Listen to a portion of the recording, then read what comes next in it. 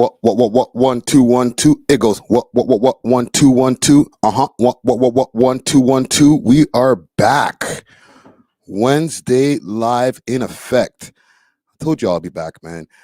Big salute to everybody who's popping up on Instagram right now. I'm gonna make sure to do some shares over here on the YouTube, and let me make sure we got a good audio going on here. One momento. Big salute to everybody's popping on Instagram. Instablam in the building, aka Blamo. That's my guy right there. Who else is in there? Don J, PTE, Sam G in the building. Legend alert. We are live. Okay, my audio sounding good. We are live on YouTube right now, as well as what other platforms am I on right now? I'm on Facebook. We are on Twitch. Okay, so we are on multiple platforms, as well as the people over here on Instagram. Big salute, big salute, big salute. I got a list of topics that I want to get into, a long list of topics. All right, so let's start with that. Drake speaks on the lawsuit. That was a fake post, so we're going to get into the authenticity of the post and all that type of stuff. All right, also, staying on the Drake topics quick, fast. Drizzy Drake is back in the studio. All right, so we're going to maybe talk about that for just a little bit of time. Not too long. Joe Budden finally speaks out on his wild case. All right, he might have beat the case, so we're going to get into that as well. Top 5 versus Mr. 365. We're also going to get into that. Joey Badass gets a response from the West Coast. All right. We definitely have to get into that. Lil Berete sends a message to the fans. He made a message over on his Instagram stories, and we're gonna go through it and maybe talk about the Toronto rap scene and the longevity of a Toronto rapper. All right, we got a deeper conversation that we need to get into when it comes to stuff like that. Also on the list, Doug Ford. When we get into our civic duties, Doug Ford decided he needed to go and make some more rounds. He sat down with Fox News. The other day we covered him going over to CNN. Now he's on Fox News. We might have to vote for Doug Ford for prime minister. He might have to run for that shit because, bruh, you're doing way more work than the prime minister himself. And last but not least, why Tim Hortons went down the drain. All right, staying on our civic duties. If anybody has any topics that you want me to get into, make sure to spam the chat. Comment gang strong. We're going to be locking in for a few hours, so roll up what you got to roll up and, let's lock in. For the people on Instagram, once again, we're on YouTube, youtube.com/We Love Hip Hop Network. Let's go. All right. Let me make sure to do some shares over here in the background. Big salute to everybody who's popping up in the chat right now. Certified Truth TV MVP. Old John Crow 416 Trackstar Music from earlier in the chat. Salute to you. That's a member. Yolanda Richardson in the building. We got a lot of topics. I had to actually cut some topics off of the list before starting this because I was like, damn, between Monday and today there's still this many topics. Holy. So we got to get through some things. We got to address what's going on in the culture. Let me do one more share. I'm just doing a share on Facebook, and I suggest y'all do the same. Share on whatever platform that's your preference, whether it's on Facebook, whether it's on Twitter or X as they call it now. Make sure to share this. Hit that like for the algorithm. If you're not subscribed, you're dissing. But hit that subscribe, and let's get a good live going on today. Before we get into anything, I also want to give a big salute to the sponsors of Chaos. Let's start off with Diamond Club. They are the carrier of cans. Okay, you can get all different types of strains of cans. Big salute to Diamond Club. They have delivery all over the GTA and across Canada, quick, fast. Okay, hit them up on their Instagram page, Diamond Club _Canada. You could also find them on the 7 Days of Weed website. Use the code We Love Hip Hop on the way out. Get yourself a little discount. You know what I mean? If you want some of that blem, hit up Steamin' Hot Grabber. I think I got a full grabber shaker right here. Steamin' Hot Grabber. Okay, let me see what my camera's looking like right now. Hold on. Steamin' Hot Grabber. Okay, I got to keep it back over here. Steamin' Hot Grabber. They got the hottest grabber in the GTA. All right. Hit them up on their Instagram page if you want to get delivery. There's a link to go to their website. There's a bunch of different selections if you want some of this grabber. Use the code We Love Hip Hop on the way out, and their Instagram page is Steamin' Hot Grabber. All right, big salute to Steamin' Hot Grabber. Also, if you want to get something from my people over there in Ottawa, if you want some of that Fuego, some legacy blends, hit up Only Loud, okay? They got same-day delivery in Ottawa as well as same-day delivery over here in the GTA. They got all different types of legacy blends. You know, I think they just got a new drop over there from Sixpence, and they got some, what is this? Hot Pink Skull, their own fire blend that they got over here. So salute to Only Loud. Hit them up on their Instagram page, Only Loud Canada, and you could also use the code We Love Hip Hop on the way out. I got one more. Introducing Gas Station. It's a new dispensary. It's located over at 260 Geary Avenue in Toronto. That's in the west end of Toronto. I guess you could still consider it downtown. Okay, so 260 Geary Avenue, that prides themselves on having the best smoke products across the GTA, best gases, hottest grabber. Okay, so you can get some grabber over there as well, and exclusive backwoods flavors. All right, like Zaza, banana, chocolate. Holy, send out a pack of backwoods, family. All right. The gas station is a one-stop shop for anybody who's a serious 420th. You understand what I mean? So hit them up on their Instagram page, or you can repost their promo videos on socials and get a free half quarter. Okay, hit them up. That's the gas station 416 on Instagram. And like they said, repost any of their stuff. They'll give you a free half quarter when you go into the shop to show them what you did. You heard me? Okay. All right. That was a mouthful. Pause. I had a lot to do. You know what I'm saying? We do business over here at the We Love Hip Hop Network, fam. It is what it is. This is how we do it over here. Big salute to P80 Music. He's very, very fire producer over there. Big salute to my brother over there. I got some P80 beats, you know, when I used to rap. Who else is in the building? Muna from the Six. We out here, man. We are out here. Let's get into some of these topics. Okay. You know what I wanted to ask actually before we get into the topics? Big salute to Akademiks. Where's Ak? Where's Big Ak? He kind of disappeared. I might be, saying this, and then tonight he pops up. Who knows? But I know he went on a vacay. If we go on his page, quick fast, let's see. Let's find his Instagram. Hold on, let me get out of my DMs first. 1 moment. Let's go on his Instagram, because right after, let's say, that Aiden and Drake stream, and I'm not trying to say there's any correlation, all right? I'm not trying to start no shit. Not in 2025. I'm trying to stay out of this shit. But after that live stream, he was like, I'm off this. I'm going to Jamaica. All right, let's go find Akademiks. Let's go to his personal page first, see what he's saying. Okay. Nothing. Let's go to the Academy.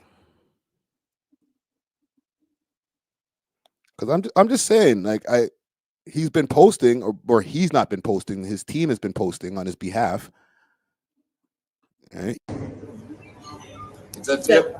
Last and remember Vibes Cartel and Akademiks. And make sure you tune into the big interview forwarding soon with Adi and Ak. You dig? You dig? Freedom Street tomorrow. Trouble in the street. It's a tip. Last and remember. All right. We need, what do you call it when you're looking for somebody? An Amber Alert? There's an Amber Alert out there for Akademiks, man.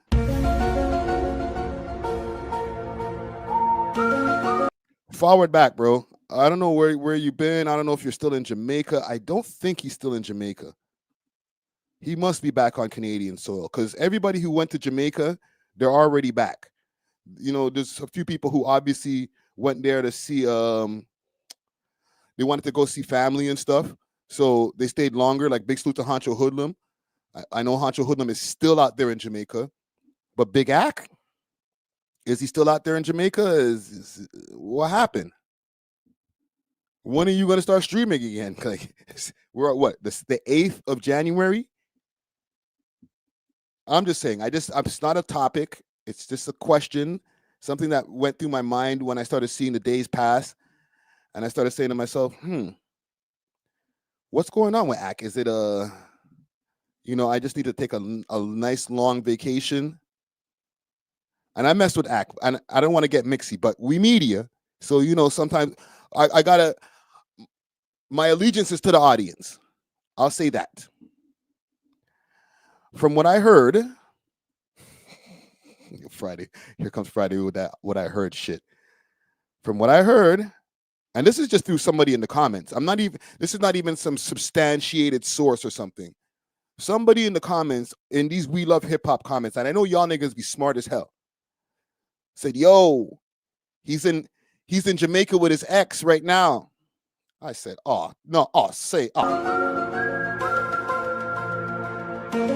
say it ain't so, Ak. Stand strong. Stand strong, my nigga. Holy. Don't do it. Entertainment says, drop. Right? I'm there looking at my set of news, and there's news that I didn't even talk about over here. There was a video I was actually watching earlier. All right. And listen, we'll get to the topics. Low-key, I did have this written down because I'm a mixy ass nigga. All right. I'm not gonna run from it and be like, oh, Friday. When people are like, yo, Friday, why you so mixy? Me? Nigga, I work in the media. I'm mixy. Fuck it. It is what it is. It is what it is. So I was watching a video earlier, and I think it was courtesy of Hello Yassine. Let's go find the video. Let's go to my history. I'll show you all what my history looks like on YouTube. Bear O'Shea Jackson videos. Academics went went too far on Lil Baby. All right, this is the last video I was just watching. Lil Baby saga has been some of the most. Y'all gonna say I'm hating, but I want y'all to hear the verses and the songs he putting it out. Hey, hey, hey, hey, hey, hey. That's one of his songs. That's not me. I can't make this shit up.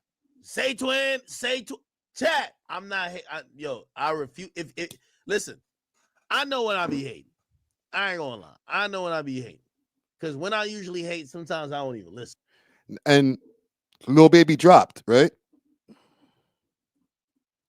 I put him up against the brothers. That's the Wyompies.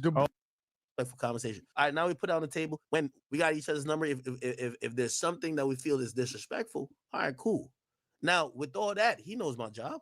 Hold on. Let me rewind a bit. Just on the Lil Baby saga, because that was the last time we heard from Ak. Is him and Lil Baby. And that was real. My bad. Him and Lil Baby have been going back and forth, dissing each other. That's the last time we heard from that nigga, right? So, I don't know. Maybe he's just been out there making peace. At first, I was saying to myself, yo, maybe these little niggas caught him on road, boxed up his face, and now he's got to wait a little longer before he comes back to the lives. Who knows? Hold on now. I'm a man at the end of the day. Say, that was not my intention. I was upset from what I thought you was talking about me with this. I don't be on the internet like that's why my demeanor was that. My shit was never I don't know you well enough to try to demean you or to speak for your character. And that was real. We had that conversation, man. Shout out to my man Rod Wave. He helped put that together. Okay, I bet we could have that conversation. We had a real. I bet. So now we men. We people. We could have respect and we could have a respectful conversation. All right, now we put it on the table when we got each other's number. If there's something that we feel is disrespectful, all right, cool. Now with all that, all right. So him and Wham, aka Lil Baby, they're cool now. They got on the phone. They pieced it up. But I'm saying, like, this is something he could be reporting on, right? Wham got a new album. It's out now. He said he wasn't going to say anything about the album until, let's say, 2 weeks after. I think it's about 2 weeks after now. Plus, the amount of news stories that I got stacked up here, I know the chat niggas is dying to hear Academics' perspective on the shit. Don't get me wrong. I ain't complaining as far as Academics, as far as the traction that we get, but academics could be streaming and I'm streaming, and I think we still get the same numbers, or we don't get the same numbers as each other, but my numbers still stay the same. That's what I should say. All right. So I'm just saying, we're looking for Ak. We put a SOS out for that nigga. Amber alert for academics. Amber alert. Amber alert. I don't have the Amber alert sound, and trust me, if I did, I wouldn't do that to y'all. I wouldn't do that to y'all. But let's get into some of the topic that I actually have written down. Drizzy Drake speaks on lawsuit. However, that is fake news. So I'm going to pull up something here quick, fast, courtesy of... Oh, shit. Yeah, it was on my Instagram, but I'll pull up... I took the post down. 1 second. I'll show you what I'm looking at. I'll show you what I have here. See, it says page not found because I put the link for the original post.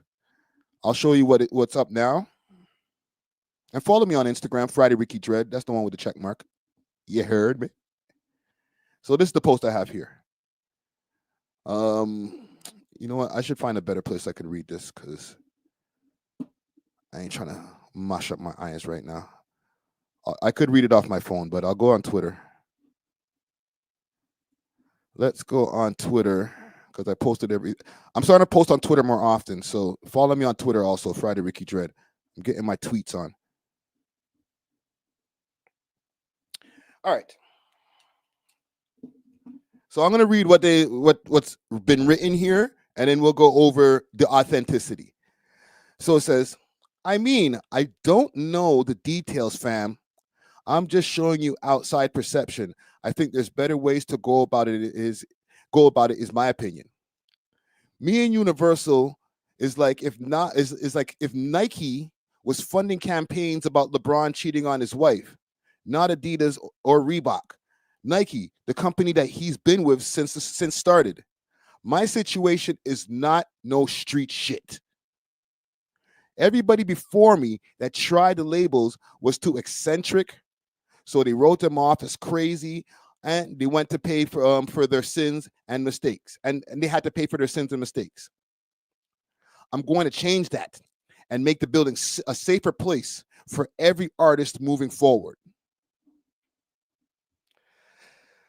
So this post went out, and big thanks to Dark Side for the super chat. Hold on, let me show some love to my brother right there. All right. Now, this post went out to a bunch of blogs. All the Toronto blogs, or the Toronto blogs that post Drake news, they posted it. I think I seen it on the Academy. A bunch of places posted this shit. Okay. Now, if I go to, and I have it written as fake for this post because I deleted the other post, and holy shit, I got to watch out when I'm scrolling over here on Twitter. I got a pic of Keisha Cole with her titties out, acting like a slur. Hold on, let's find the Academy. Because I know he posted about it. Let's find that. Right here.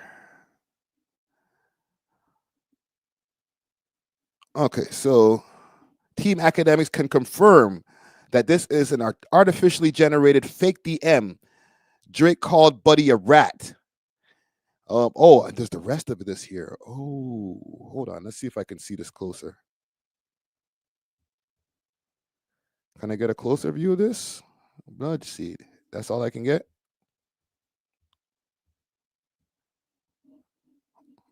Hold on. Let me see if I can find a way that I can get a bigger version of this pause. But I'm going to have to get closer and read this, gang, because the rest of the one that I posted was kind of cut off. So where did I stop? It's not so street shit, everybody. Moving forward. Okay, so that's where we stopped. All right. Safer place for everybody moving forward. So your shit is personal and involves violence. And I just think that the way that you're doing this makes you look crazy. That's my opinion. and you don't need to listen to it. I just think that if all you're saying is true, that there's a better way to handle than dropping a tape. So I don't know who the blogs, or I guess I'm part of the blogs, was saying that he was talking to. I didn't even have an assumption of who he was talking to in this DM. And you can see here, there's somebody who says, get a PO, feel you to a degree. I get you, P. Oh, I get you, Pop. Feel you to a degree. Let me ask you guys, because you guys be nigga with a bunch of letters and numbers. I sorry, salute to your name, but I can't read all those letters and numbers right now. Who runs the academy? I know that he has different chat niggas who have stepped up to the plate and said, you know, they can be interns and different things for his channels or different outlets that he uses.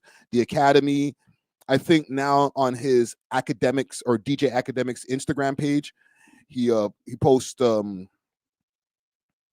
he doesn't post there anymore. He has an internet that uses that page too, or he might be paying these niggas, who knows. Now, we don't need academics only to have this for this post to prove the authenticity. Okay, I'll tell you that right now. Let me make sure. What do I got up on the screen here?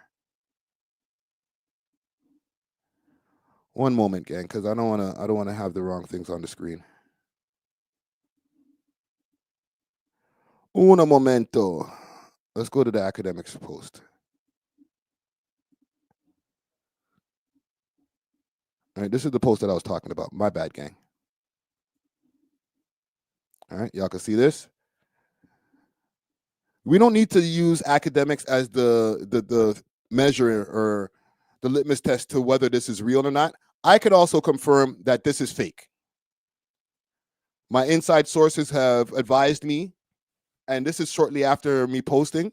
And listen, I'm not revealing my inside sources and all that type of shit. I'm transparent with y'all to a degree, but I'm not going to reveal my sources. But inside sources have told me this is fake as hell, fake as frugal. AI.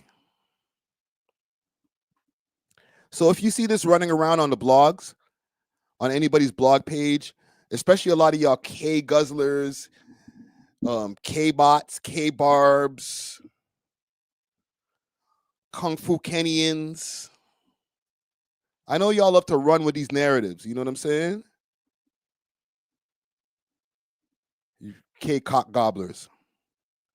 So just beware. All right. You heard it from the source over here. This shit is fake. Big salute to Dusty Wallace in the chat. Yo-wee. Yeah, this shit is fake. It's not authentic. So just keep that in mind. But I think we can move on. There's not really much to it. All right. It's fake. It's fake. Sorry, it's fake. We can move on. We can move on.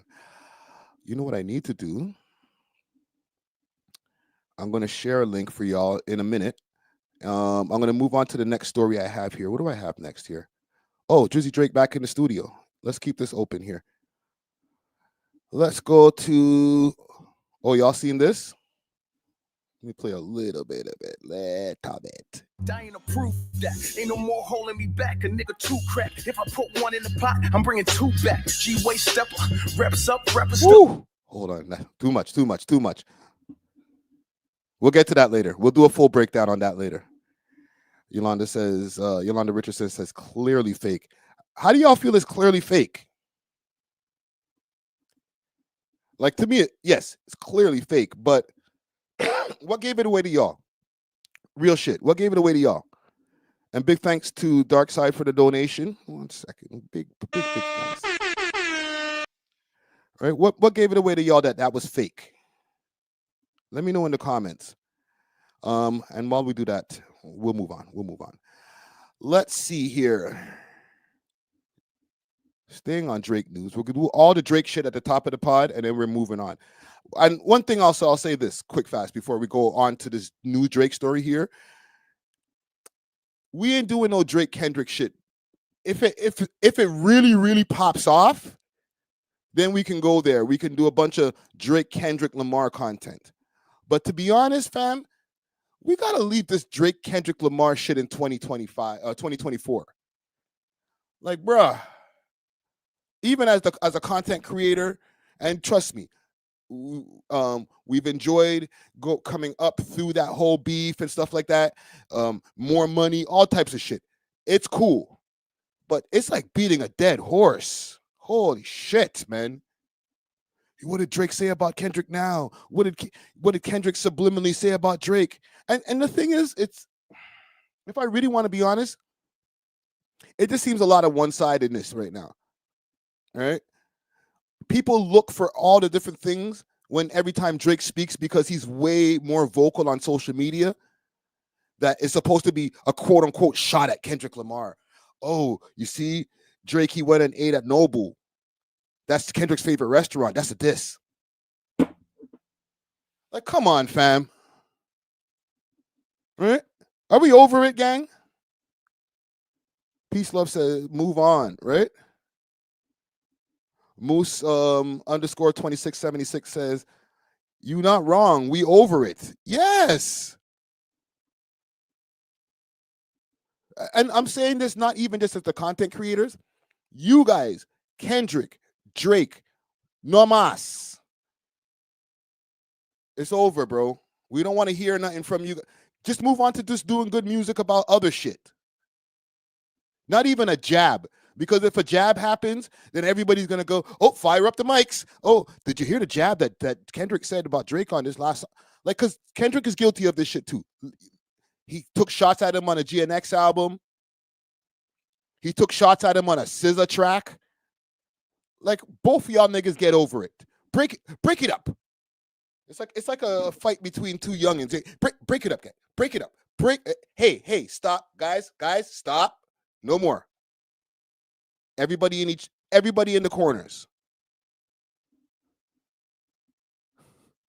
Entertainment says until the Super Bowl. No, let the nigga go do his songs or whatever. How about not like us? Maybe just do the chorus or whatever. Bring the instrumental in a little bit.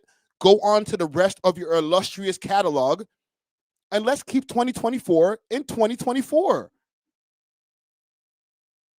Even Kendrick trying to ride the not like us wave, to me at this point is like reheating cold French fries. It's not a hot track anymore. We've moved on. All right. There's always got to be, and I've been integrated into the story. John Locke says, no more giving info on your guys. Yeah, you're right, nigga. What do you want me to say? And Yolanda Richardson says Drake is #1 Billboard rapper 21st century. Drake is #1 Billboard charting data.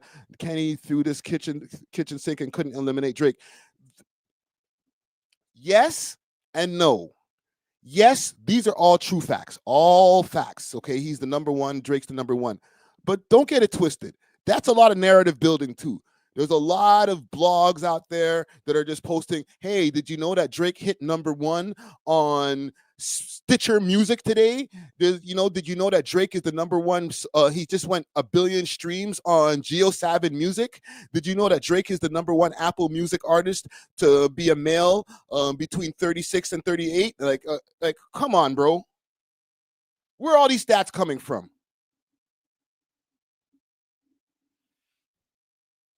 Like, yes, we know the nigga's the #1 rapper in the world. But when people keep on posting, oh, hey, he just broke this, he broke this, he broke this, he broke this. Like, yes, we know. Y'all niggas is just content farming. Or it's narrative building. One or the other. Either way, it's nasty work. Holy. Anyhow, I just want to get that off my chest. Sorry. So, the boy is back in the stew. All right, the stew's looking nice. I'm going to stunt on y'all for a second. I guess it's the new chain. Yo, bro. You're cool with a nail polish thing, my youth. Nigga got the magic nail polish with the dollar signs. Listen, man, it is what it is, bro. I'm not even trying to hate on the young people no more, man. Why do these guys do that? Listen, you're too old to understand, Friday. Shut up, grandpa. So we're in the stew. Road to Success says Dusty's rolling his eyes in bed right now. Listen, man. He keeps on. Drake knows what he's doing. He knows niggas is gonna be like, "Oh, bro, why you doing that?" The nigga has been trolling, content farming for years. When he was doing all those little weird dancings in the music videos, where people are like, "Yo, what's this dance, fam?" Doing all this and all that shit. He knew he was gonna get memed. All right, the man understands how to use social media before social media was really social media. I'm talking about MySpace and all that shit. The man had the biggest MySpace out of all the Toronto rappers. So the man knows how to cook on social media. Allow him, fam. All right? When he's doing shit like this, it's just for niggas to go, oh God. Oh, come on, dog. Come on, dog. But why? Because he knows that we're going to react like that. All right? Get over it. Vizsla says duck face is legendary. Yeah. Again, why does nigga keep on putting these duck face shit on the internet? Because he knows y'all niggas gonna be like, yo, why does nigga keep on putting these duck face shit on the internet, man? That's not hip hop. What the fuck, man? You're duck face. Like, he knows y'all niggas is gonna be doing that shit, man. He knows every time he puts up a duck face picture that Glasses Malone is going to ChatGPT to go find another owl dying type of post. You know what I'm saying? Let me show y'all something. Let's look at Glasses Malone, right? I mess with him, but holy, hate Drake enough? Like, I don't know if I can, I'd be scared going on Instagram on the thing. Hold on, let me do this first, because Lord knows we ain't trying to demonetize the stream. I'm not saying that Glass is posting some like OF or type shit like that. I'm just saying sometimes we repost some wild shit. Okay, here we go. Look at this. Look at this. Where is he finding these pictures? Like, this guy's a one-man Drake hate machine, bro. Where are you searching these up? Is there like a website where you can just find all types of dead owl pics? Like,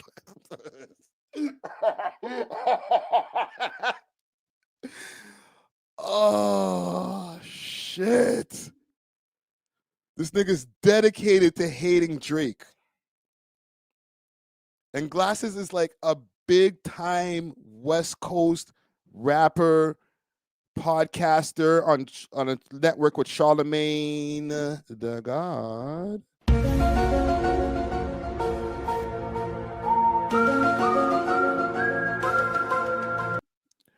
I'm just saying.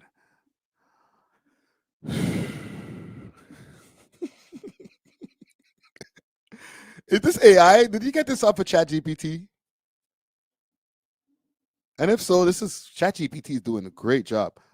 I don't condone the picture. The pictures, you know, we don't do that. No ratting business, brethren. Look at this. Glasses, where are you finding these pictures, my nigga? Holy. This guy's on the Hate Drake fan club. Okay, I don't know if that's an oxymoron. It's the Hate Drake fan club. I think, okay, he slowed down for a second. There was a bunch where I was seeing that one.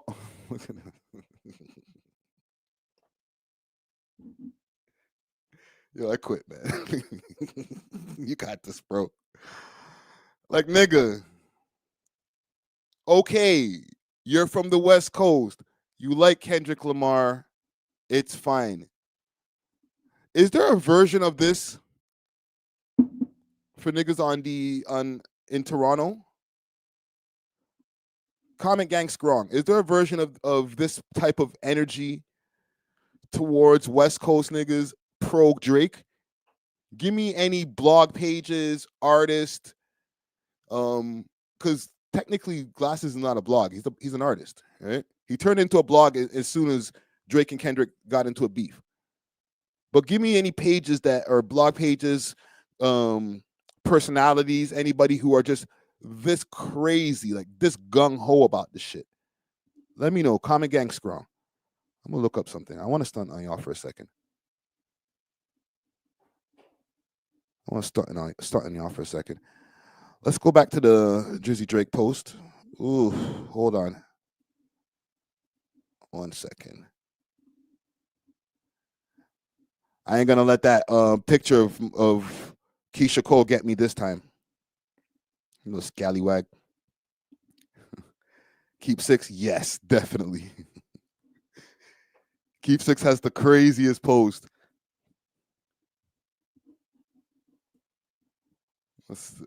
Keep Six be having the craziest captions. Let me see if we can find one.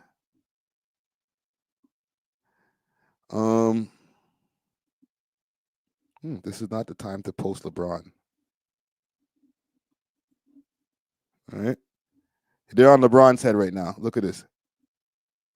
Everyone thought he was being artistic, but he was actually being honest on this record. All right, some pro Drake content. OVO whack. I actually retweeted this picture off of somebody. Watch for this nigga right here. Okay. Niggas talk about treason for me. This guy's the treason fucking master. I'm cursing on my own goddamn stream. Let me see. Okay. My city harder rappers.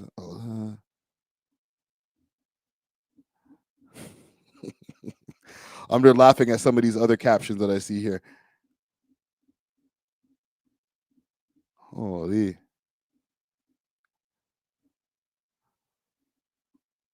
Oh, okay, here's one. Level 3 reader and Compton OG. How you call this nigga a level 3 reader, bro? Leave Buddy alone, man. He could hit a J3 could read, man. He got past grade 3 reading. Okay, let's finish the caption here. Level 3 reader and Compton OG hit a J3 drops top 5 this track, and his 39 fans are going wild. Yeah, Keep Six is relentless with the post, yo. But what did I want to show you guys here? I want to start on y'all because you see Drizzy Drake, he's back in the studio. There's been a lot of people who've been saying over the last few months, Drake, fall back, fall back. What does this mean of him being back in the studio? Does this mean new music on the way? And I'm going to ask you guys, should Drake drop new music now? All right, comment gang strong. Let me know what y'all think, and I'll tell you why I'm asking that question. Because low key, there's pros and cons to dropping new music right now. Yes, we can. If it's music that's not about the beef, and we're moving past the beef, then bring it on. Let's get back to the slaps. The club is kind of bare. We're left with Cash Cobain and niggas like that to listen to in the club. Like, bruh, we need some new Drizzy Drake slappers. Okay, not no slow flow shit. If you're gonna get with Conductor Williams, I seen the post that everybody's talking about with the 4 wires for Conductor Williams. Then just give us some slaps. Give us some hard hip hop shit. Give us also some shit that we can listen to in the club. And I don't want to hear about Kendrick Lamar no more unless you're going ether status on that nigga. Okay, but just keep in mind, you know what? Not even, because then he's gonna respond, and then back and forth, and we're not doing that again, bro. Move on. But then the other side of the coin, right? The Super Bowl is about a month away from now. We're January 8th. The Super Bowl's about a month and a week away from now, if I'm not mistaken. So Kendrick Lamar is going to be ramping up, moving on towards the Super Bowl. He's probably going to drop a new album. The album that everybody's been talking about is the real album, right? So there's going to be a little bit of issues, competition, let's say. Not to say that Drake's not going to have bigger numbers. Drake's going to have bigger numbers than Kendrick. K-Guzzlers, get over it. If they both drop on the same day in 2025, and I'm not glazing or anything like that, it's just reality, okay? It's just the reality of the situation. If these niggas both drop on the same day with promotion or surprise drop, Drake's going to sell more. He just has a bigger audience, okay? Get over it. Get Kendrick's dick out your mouth. Pause. Holy shit, man. The nigga catch one W and you guys start freaking acting like, yo, I told you. No, you didn't tell us shit. Holy. But there are cons to it. You know what I'm saying? Dropping music now, it might start up a whole beef thing again and back and forth, like, oh, who sold more? And it's going to be a big comparison thing. Another con. All right. And I'm not trying to be a Debbie Downer. He has beef with the label right now, guys. We see what happened with the freestyle. And just to clarify for y'all, I was saying the other day when it came to that Fighting Irish freestyle, I was saying that the label deleted it or took it down. Conductor took it down preemptively before the label does. So, I don't know. What I want to show you guys, that studio that they're in, we've used multiple times. I'm not even reading that comment that just popped up right there. That is wild, Brian George. Wild. Y'all niggas just say anything. Holy shit, man. Let me see if I can find a Smiley interview or a piece from a Smiley interview. This is the stu that when you're in LA and stuff. Who's gonna go to the border to the like years ago though? Actually, I could find a better view. I just want to stunt on y'all for a second. It still has something to do with the story, but not really. G Body. So to Dusty Wallace, he knows about this. He was at the G Body interview. Watch it. We love hip hop. I got my OVO Santa This is the place. This is the place that This is the place that you see Drake standing in the background of.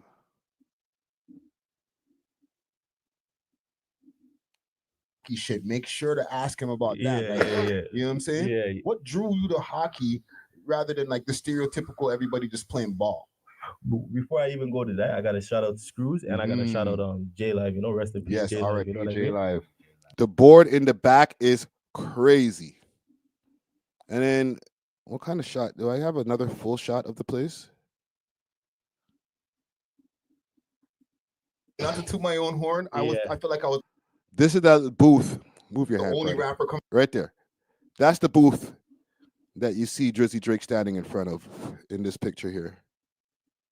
It's changed, obviously. They renovate. They don't keep it looking the same all the time. But you see it there? They move some things around. I'm out here, dog. I'm out here. But salute to Drizzy Drake, man. Looking out for, I guess, new music. right? If you see man in the studio with the go yard bag and everything, like it's work time. Mind you, man, they're always working. It's not like we're going into the studio now. We were on a break and now it's studio time. Like, y'all niggas stay in the studio. Y'all just posting just to get our attention. But anywho, we're moving on. We gotta move on. You know what I will do? Let's put something in the chat here. Join the convo. I should have done this in the beginning. Join the convo. Road to Success wants to know how's the acoustics in the studio. The acoustics are nice, yo. Even when you're filming an interview, like we didn't film an interview in the booth, we filmed the interview in the control room, and it just sounded like as if we were in a booth. Okay, they have all different types of sound diffusers and stuff all over the place, kind of like how I have here, except way more expensive. Okay, let me put the thing in the chat over here, and we're gonna move on. Joe Budden is back at the studio. He beat his weird case, and now he's back around. So he was talking earlier on his podcast, the Joe Budden podcast. And what I will do is check in the background here on Twitter to make sure that I don't bump into any effery. But they're back at the old studio. For a second, they were at the Parks' old place. But now they're back at the studio. He got through his case. For the people who don't know about the case that Joe Budden had recently caught, he caught a lewd charges, or I don't know, what is it? Lewd exposure charges or whatever. There's a video of him walking up to his neighbor's front door, trying to punch in the code, and he was bucket naked. He's trying to punch in the code. He tries to put it in a couple of times, and then he walks back across the hall to his own place and goes back to sleep. He let us know ahead of time that he got into a little bit of sleepwalking accident. However, we had to get our jokes off. We ain't going to act like we ain't going to get these jokes off, fam. Or more times. So he's going to explain it here. What I am going to do is I'm going to run a beat in the background courtesy of producer B3, because Joe Budden and the mans are not playing when it comes to the copyright shit. I played a clip from a Joe Budden podcast the other day, and they literally took that shit out.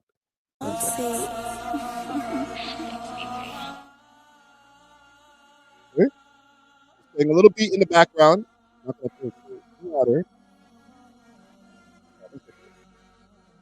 I tip my hat to that judge. She was fair, reasonable. That's all you can ask for. Like, heard all the testimony, was attentive. She wasn't on no bullshit.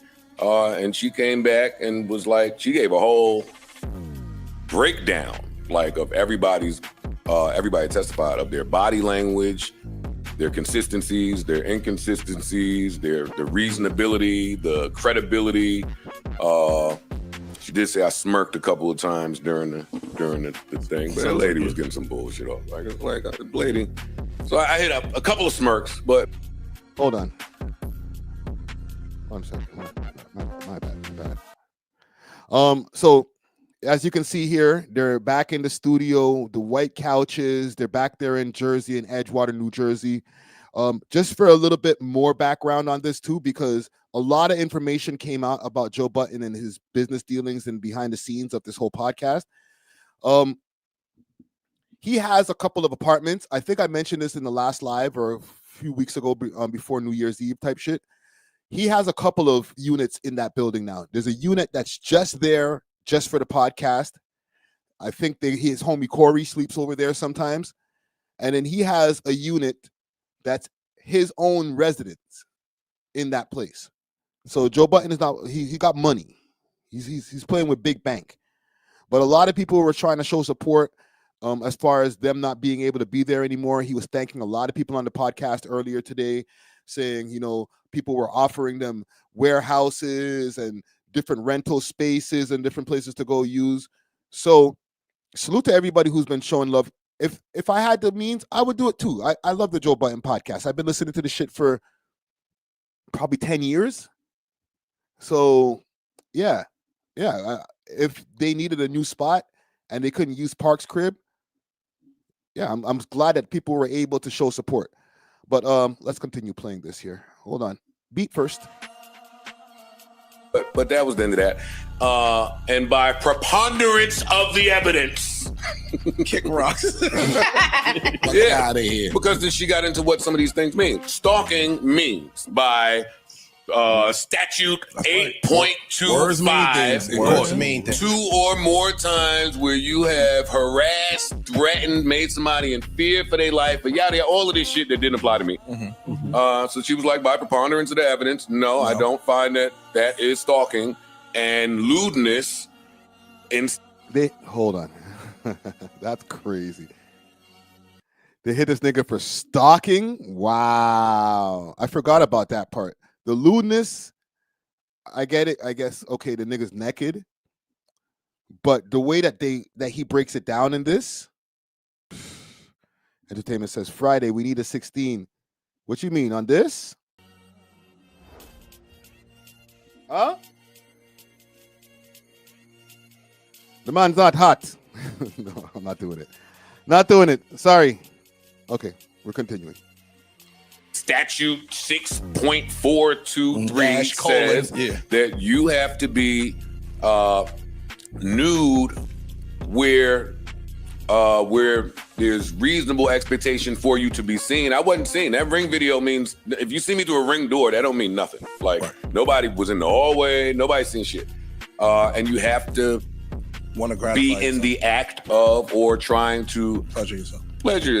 And she said, Mr. Budden was not erect. Mr. Budden was not masturbating. Hey, if y'all want to make jokes about my dick being small, go ahead. Hey, yo.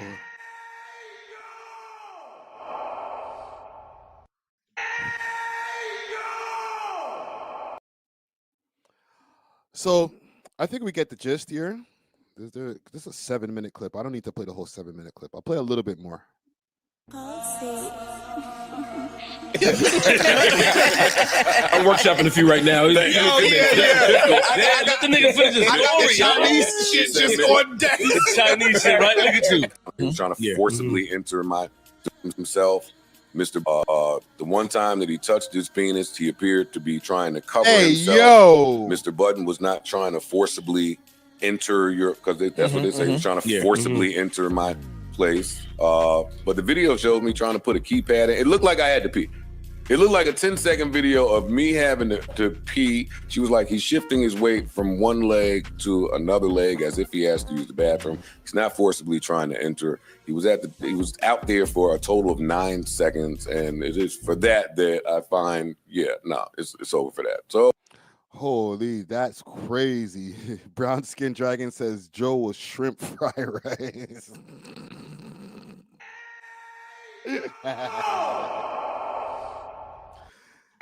The man was on Mr. Softy, he said, pause. So you beat the case, bro. So for the people who've been wondering where Joe's been, because there's been a lot of Joe Budden podcast, let me ask you guys a quick question before I move on to another segment, because we don't really need to spend super long on this. Like, okay, you had a weird case, you beat it. We knew you were going to beat the case, Joe. It's not like we didn't know you were going to beat the case. But we had to get these jokes off, man. All right? Peace Love said, Mr. Butt Naked. Do you guys have any one-liners for Joe Budden? Now that everything's clear, he's safe, he's got no legal issues anymore, he beat the case. He wasn't mad about it. It's not like Joe has been running around like he knows his content. We're going to make these jokes. All right? Let me ask you guys a question, though.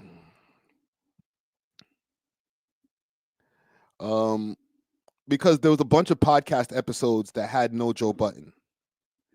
And this, I guess, was an impromptu test run to see if the Joe Budden podcast could work sans Joe Budden. Let me ask you guys, do you like the podcast minus Joe? All right, comment gang strong. Because when Joe's not there, they have Queen's Flip as the lead mic. And respectfully to Queen's Flip, I like Queen's Flip as a content creator. And I also like him at moments on the podcast. I'm going to be really honest with you guys here. As somebody who's been listening to this podcast, I've been listening to it since it was called We'll Name This Podcast Later. Put it that way. All right. So I think I can speak on the pod with an educated opinion as somebody who's listened to every single episode from the birth of this podcast. So I've seen all the different iterations of the pod, whether it's Joe and Marissa Mahdi, when he used to just rag on her for whatever 2 hours straight, just calling her all kind of hoes. I seen when Rory first came onto the podcast, when he used to just sneak away and be there from work and just be on and do his, I don't know, an hour of podcasting. I seen when Marissa got fired on Hot 97, or when she confronted him on Hot 97 about getting fired because he just didn't say shit to her. He just never text her. Okay? So I'm giving you guys some context of why I can give an opinion on the Joe Budden podcast and the way that it's been flowing over the years. Okay? Just like how people have been watching us from day one with me and PK Herc, there's a lot of people who've been watching, way more people who've been watching the Joe Budden podcast from day one. From Joe Budden, Rory and Maul, and Rory and Maul leaving, and then Ish and Ice taking the seats. And then that was cool for a second, and then it's kind of started going, right? It started becoming the Uncle podcast, the Unk podcast. Y'all remember them times? Brown Skin Dragon says, before Park showed his face, facts. Parks never used to have a camera. And I'm going to show you guys how much of a day one that I am. I usually watch the Joe Budden podcast through reactions with y'all. I am a listener. I don't watch the video. I just listen to the audios on Spotify and shit. Today the audio was 4 hours and like 19 minutes. Because I know on YouTube or whatever, just as a creator, you're going to have to cut out a bunch of shit. You're going to have to cut out a bunch of music segments, all that stuff. So right there, I just listen to the audio, so I get everything. Somebody said something wild. Okay, and I'm going to get to the full evolution of the podcast. But I need to read this comment. Parks is unnecessary. His music opinions is irrelevant, like everyone else on the show except Joe Budden. That's crazy, bro. If Parks wasn't there, first from a production standpoint, we wouldn't be able to hear the podcast as clean as the way we hear it. When you hear the music, when they're playing music segments, the way that Parks makes the music sound is what I have been always working. When I've been copying Parks for years. I ain't gonna lie to you. I've been copying Parks's production style for years, making sure that when we play our music segments, you can hear our voices over the music, but then the music is still booming, even better, like sounding better than it was mastered earlier. And his opinions as far as the music and stuff like that, as somebody who has platinum records, has assisted on a multitude of hip-hop albums, as well as pop shit. He's assisted on Drake's album. He's worked on the Scorpion album. Parks has a very educated opinion on hip-hop. That's crazy. But anyhow, I just had to address that comment right there. That just blew my mind. But when Flip and Melissa Ford, when they joined, they turned up. And when Flip first joined, and I was like, yo, they got Queen's Flip on the podcast? Oh, it's up. It's about to go crazy. And It turned up. They started improper improv, Flip's own live streaming thing, and Joe Budden never live streamed on his channel ever. So when Queen's Flip came through and started bringing his creative aspects to it, I was like, yeah, this is good shit. But now over the years, they've had their share of stuff where I start getting over, like, okay, enough on Melissa Ford. Before they used to be like, too much on Mel, when everybody used to dogpile on Melissa Ford and start talking shit about her love life and stuff like that. But now I'm like, all right, bro, okay, anybody bring up this chick's love life, I might have to like press the 15-second button. I don't want to hear it. Every time Queen's Flip starts to be, I want to pocket watch you, or let's talk about the contracts. I'm like, all right, enough. Get to a topic. I don't care about your contract, Queen's Flip. Enough. So when Joe wasn't showing up for whatever legal issues that he was dealing with, I was like, whoa. No, Joe. You're listening in the beginning, early first 10, 30 seconds of the podcast, like when everybody's voices start coming into the microphone, pause. You're like, yo, I hear Parks. I hear Flip yelling. I hear, I hear Melissa Ford. I don't hear Joe. And then I hear Flip start, okay, let's introduce the shit. And I'm like, shit. Joe's not there. And I'm like, I'll listen to it because I'm a loyal listener. But I don't know if I enjoyed it as much. There was a couple of episodes without Joe. I'll say one episode. Just, I don't want to say, sometimes I try to tiptoe around shit. F that shit. There was one episode out of, let's say, 6 episodes that these guys did on their own without Joe, where I was like, all right, this is acceptable. Y'all had a good pod, minus Joe. But without Joe Budden, I ain't trying to hear this shit, bro. I'm sorry, guys. I know Joe's trying to do his thing, and he's trying to maybe get us ready for maybe a Queen's Flip and Melissa Ford podcast, or Ish and Melissa, or, just some Imani and somebody. Like, nah, B. If Joe ain't there, I ain't watching. That's just me. Y'all don't have to, you don't have to have my opinion. But if Joe ain't there, to be honest, Joe, don't get into any more legal troubles, bro. Or if you go on vacation, just tell these niggas, yo, we're all on vacation. I ain't trying to hear the shit without Joe, bro. Real shit. Well, salute to Joe Budden. Okay. I'm glad you beat the case. All right. Let me give him a round of applause. Round of applause. Round of applause. Where's my rounds of applause?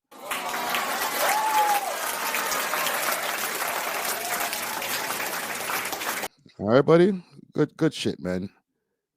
Like I said, I knew he was gonna beat the case. It was just good content right before the new year, man. It was perfect timing. Good Christmas content, let's say.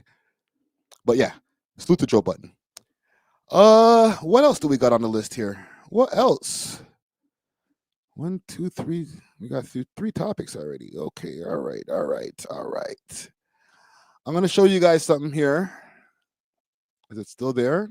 Okay, yeah, it's still there. I don't know if this is AI, because since AI became a thing, low-key AI is becoming the I got hacked. And I'm not saying that happened earlier with the Drake story. I'm just saying AI is becoming the new I got hacked. So let me show y'all something. Top 5 has been having issues with Mr. 365. Now, before I show you guys this, I'll just pull it up on the screen for a quick second. Before we get into this, for the people who don't know who Mr. 365 is, he's a manager out here. He's been working with Pressa for a multitude of years. He's I don't know. I guess he works with Top 5 as well. There's other people that he works with too, but they're just not coming to mind right now. But I know he heavily works with the Wassas. Back in the days when I was trying to get my Pressa interview, I used to be texting Mr. 365 like crazy, like, yo, when we gonna get this Pressa shit going on, fam? What's going on, bro? Yo, is Pressa in town again? When we get this shit popping? So he's definitely been the connector, whether it's been through management or other things when it comes to Pressa, the Wasas, anything Blue Feather related. Okay, this is. If I'm wrong, let me know in the comments.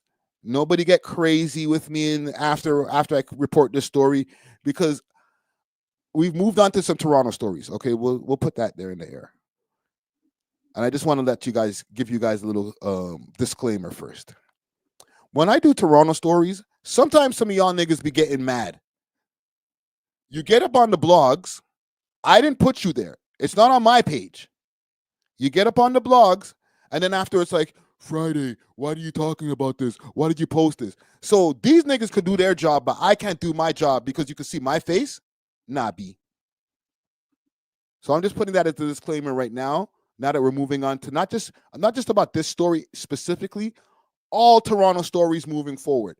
Don't DM me. Don't call me if you have my number saying, yo, fam, take that down. If you want to take it down, you have to pay.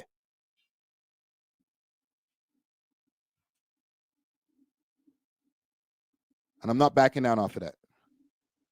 Anyhow, so here's the post. And this is on Reddit.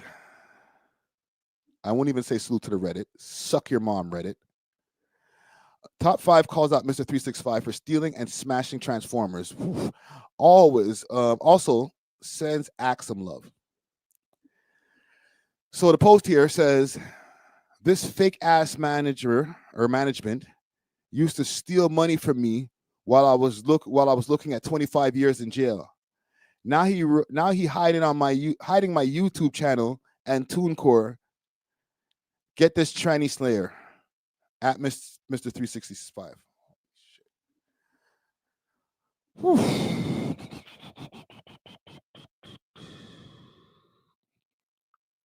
Gang, thoughts? I'll say this.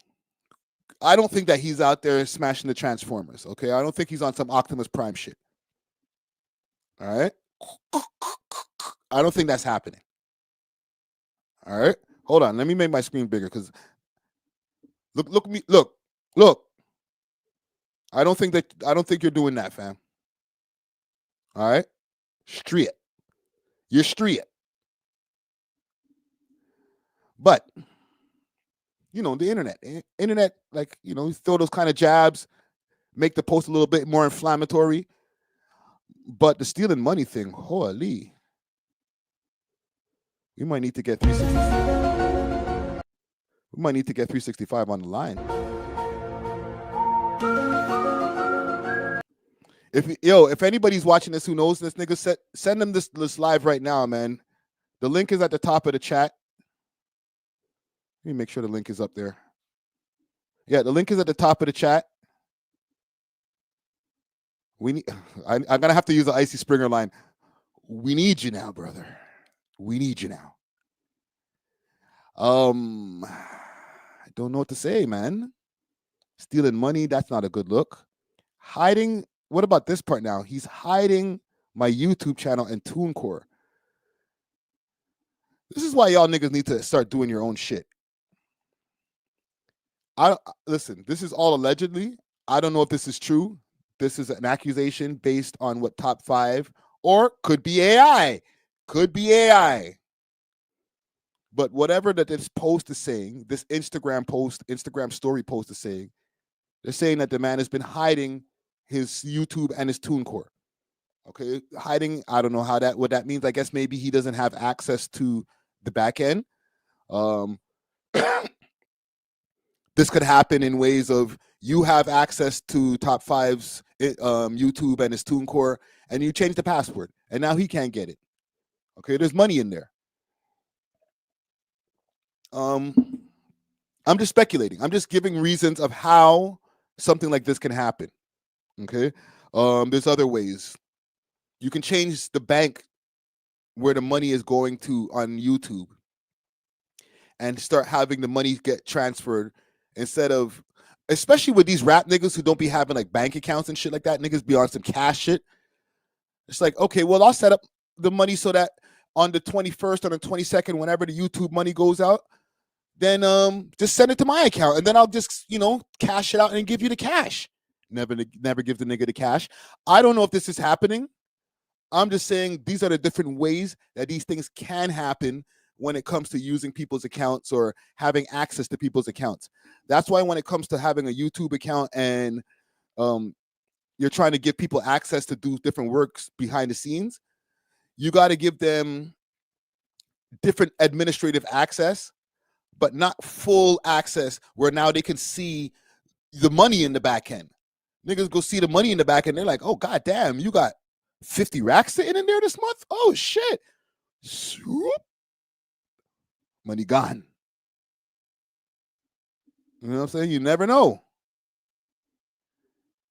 Right? Big salute to SXM. Says, broke boy, take little $50 from the TuneCore. Facts. And the thing is, that depends on whose TuneCore we're talking about.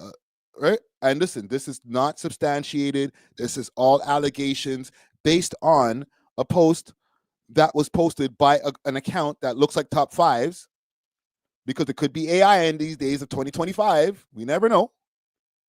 But this account that's supposed to be Top5 says the man's stealing money. All right? SXM says teams and lawyers. Yes, have those too. But I'm also saying, learn how to do all that shit yourself. I know a lot of times people be saying, you know what? Well, I'm not a computer guy like that, man. I'm not like tech savvy like you, Friday. Like, people tell me this, like, personally. Figure it out. It's 2025. If you're not tech savvy, you're going to fail in life. I don't care if you work in a trap for your whole life. Even niggas in a trap need to know how to be tech savvy. All right?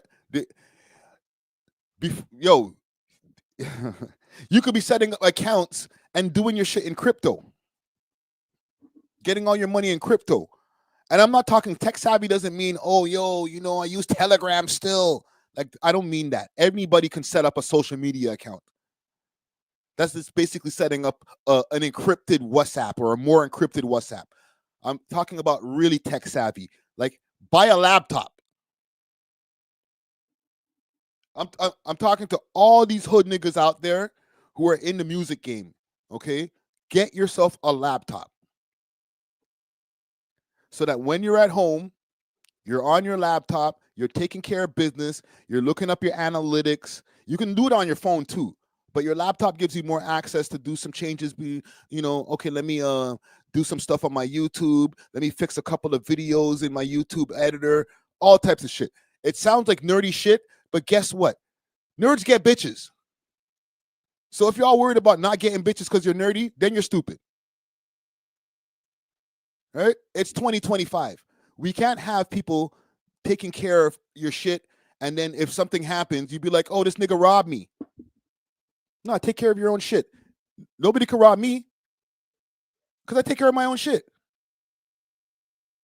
Guess whose name's on the account? Me. If I have to go into the back end of YouTube and there's some money stolen, the only person who could have stole it is a hacker. You feel me? Same with my TuneCore. SXM, I'm one of them niggas who got that little $50 in the TuneCore. But guess what? It's staying there until I access that little $50. It's mine.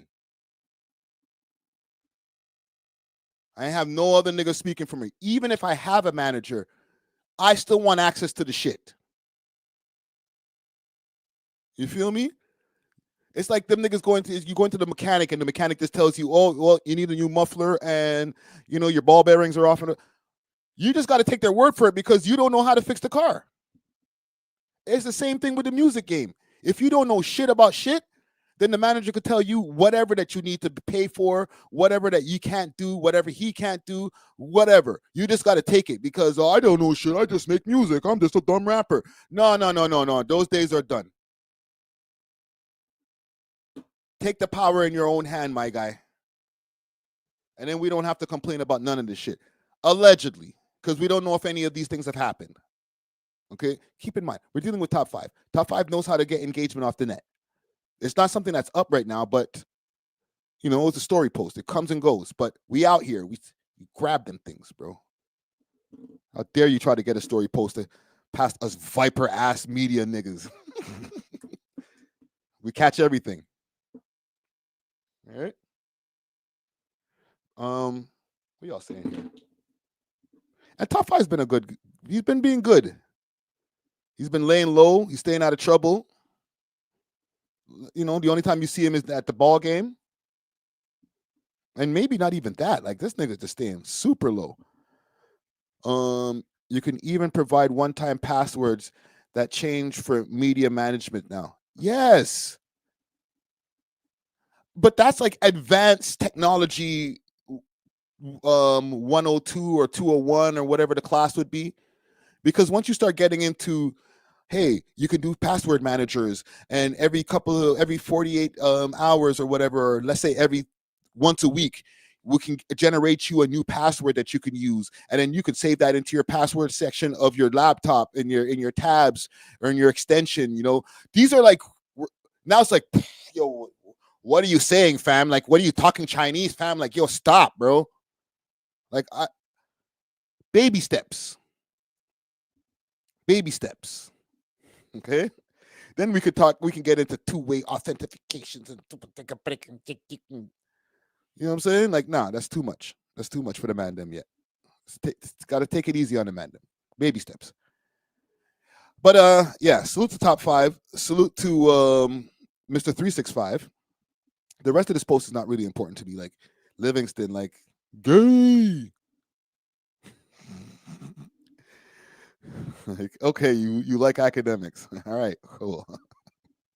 And listen, I have no malice towards Top 5, but like, Reddit's just looking for shit. Like, there's so little Top 5 news going on that Reddit's just like, yo, and he showed love to Top 5. Like, who cares? Who cares? Like, get a life. Find something else to post about. This is the shit. This is what I want to know about. Him showing love to academics. So what? Like, y'all niggas is really hurting for some stories, bro. Jesus Christ. Anyhow, let's get on to the next story, because to be honest, I think I'm not even halfway through my list, bro. Holy shiza maisa. Moose 2676 wants to know, is academics okay Friday? We haven't seen him since Christmas. Bro, I said this in the beginning of the live. This nigga's MIA, bro.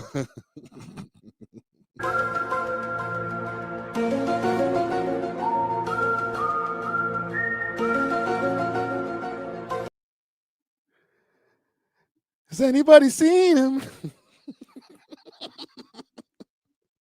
Anybody seen him? Da, da, da, da, da, da, da. DJ Illinois says he's still in Jamaica. He's in Jamaica still. Maybe. Like I said that in the beginning. Maybe he's still over there. He's just going to do the family thing now. He did the Vibes Cartel thing. All right, cool. Now it's time to just chill out with the family. F this America shit. All right? Maybe. Nigga could be at home like, niggas, man, these media niggas got me stressed. Drake don't like me. The whole internet's looking at me crazy. God damn. What am I gonna do? And I like Act, man. I want Act back, bro. Pause. But like, nigga, where are you at, nigga?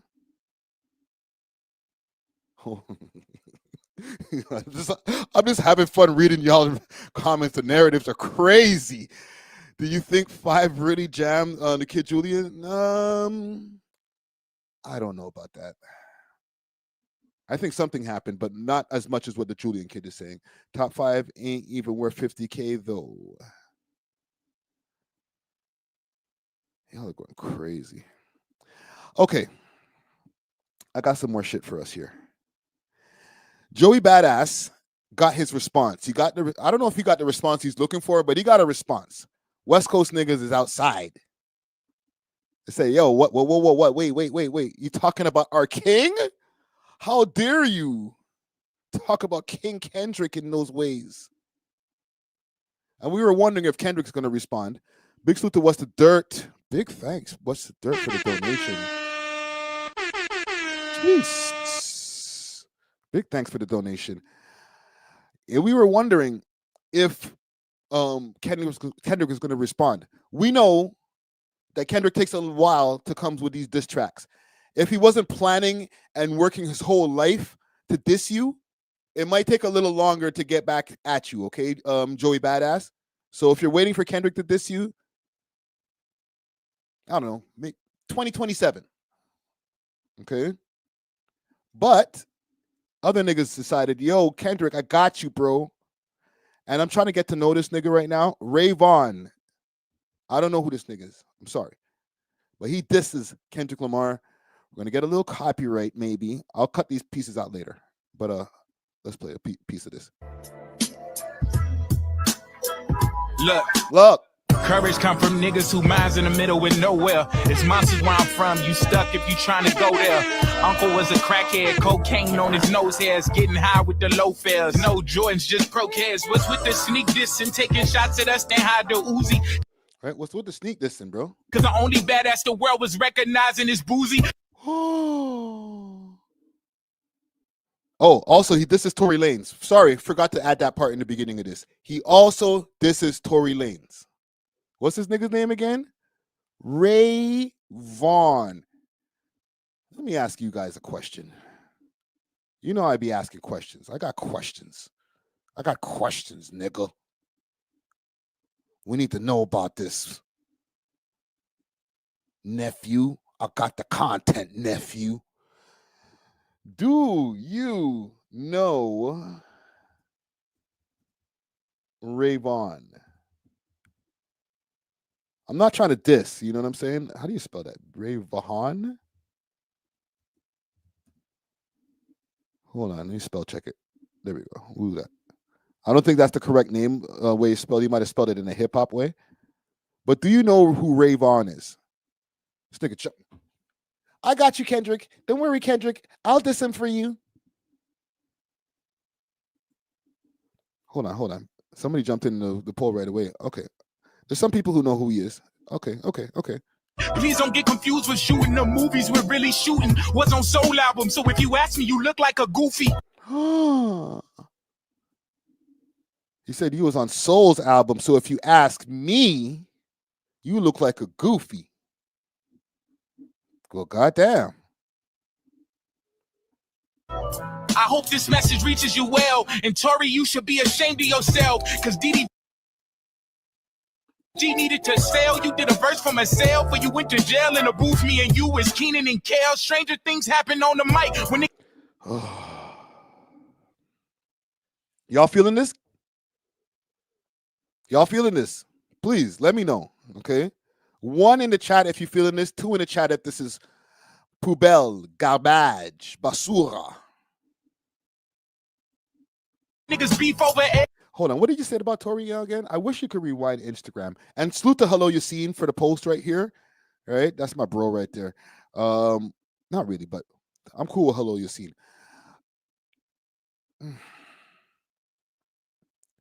So you're mad that Tory's did a track with DDG? This, not even dissing Kendrick, showing solidarity with the man from his own city. Like, what's wrong with you guys, man? Like, pick better reasons to have issues, man. Y'all niggas just be looking for content. I think a bunch of y'all West Coast niggas is a bunch of whack 100s. 100% whack. Holy. Niggas be looking for a reason to be mad. Don't think you shot her. I was praying for your freedom as well. You loyal to rappers in your early days, you beef with as well. If ain't no friendlies in a 6, then we gon' blick you as well. Shoulda did 60 days in for a podcast. So you're gonna get mad at a nigga for defending his own city. It's not even about Drake and Kendrick. Like, the nigga Drake is from his city. He messes with Drake.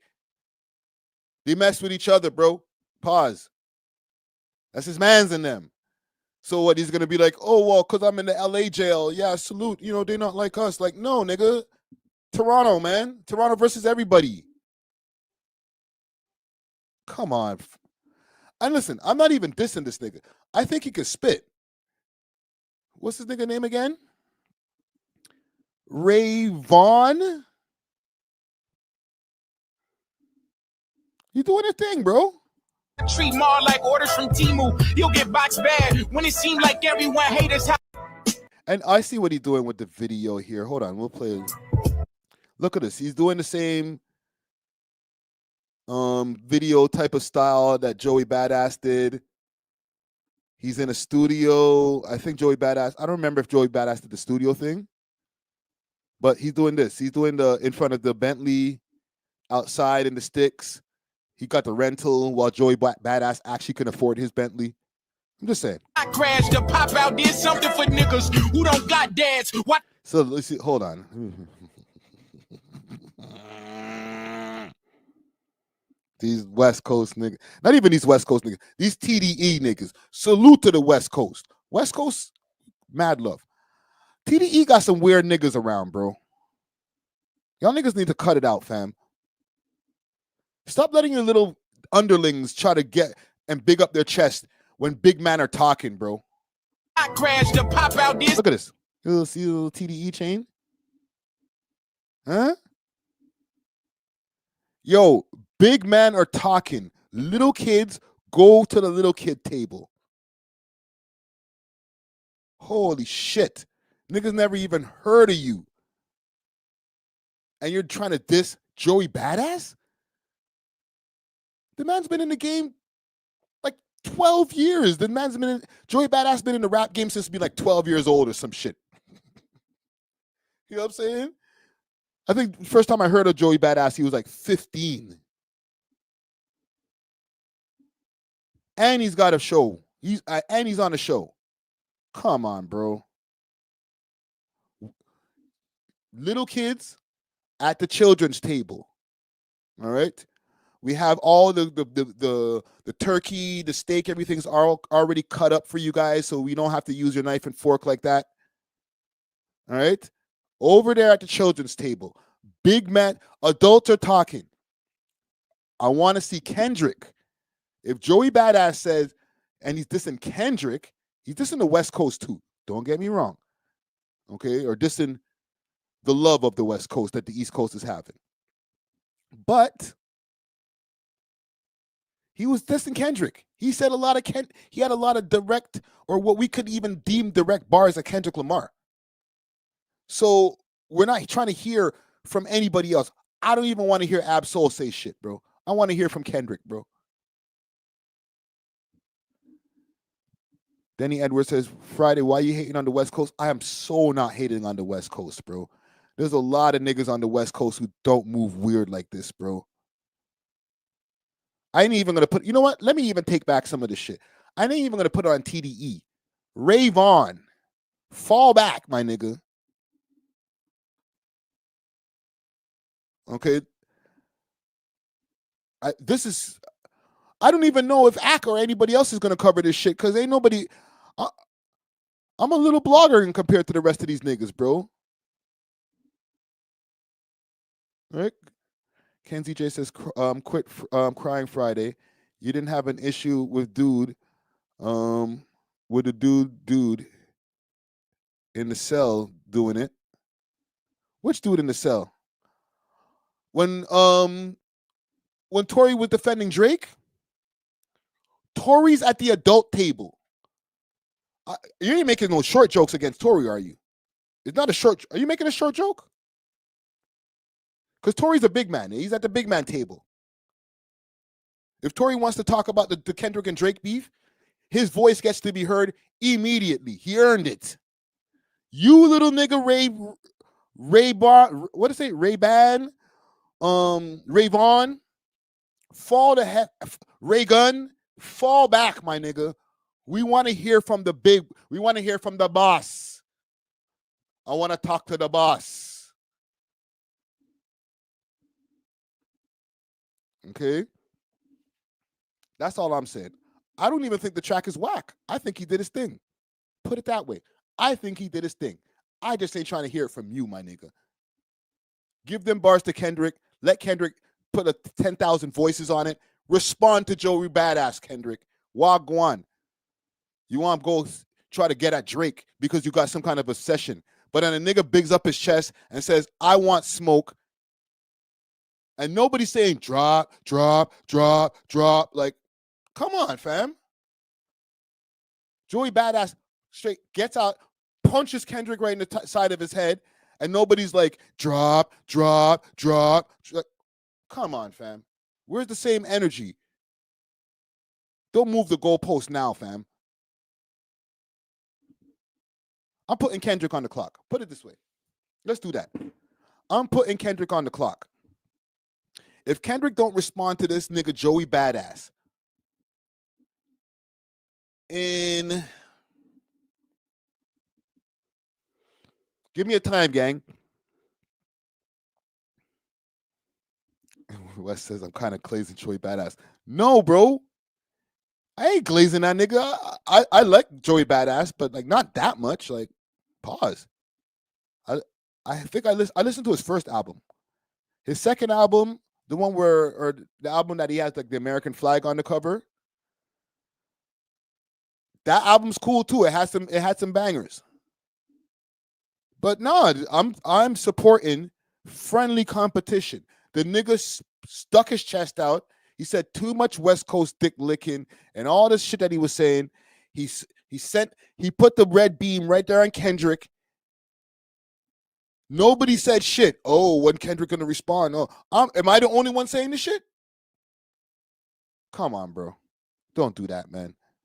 Don't make me be the only one who's like willing to say, Kendrick, are you gonna show some respect to this nigga Joey Badass? That's crazy. That's crazy. Then it must be a Drake thing. You really just don't like that nigga. You know, somebody made a good analogy earlier. When these niggas be dissing Drake, it's a different way than they diss other niggas. And they come from a different place.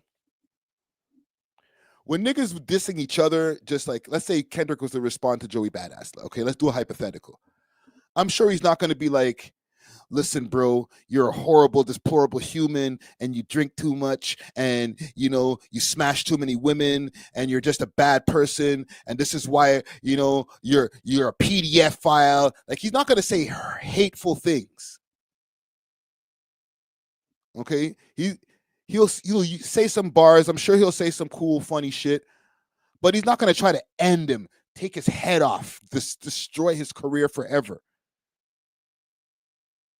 But when it comes to Drake, and I'm trying to remember who gave this take earlier. It wasn't on the Joe Budden podcast. It was somewhere else where I heard the take, and I was like, for real. They be trying to take this nigga's head off, bro. Meek Mill, same thing. Like, trying to, like, just, the way he responds, you know, he's some playful bars, da-da-da-da-da. Don't get me wrong. I understand the whole day free thing. People are going to be like, well, what about the day free shit? All right, fine. He went under the belt with that one. But for the most part, like, the disses don't be as, I'm going to take your whole career. I don't want you to ever exist anymore.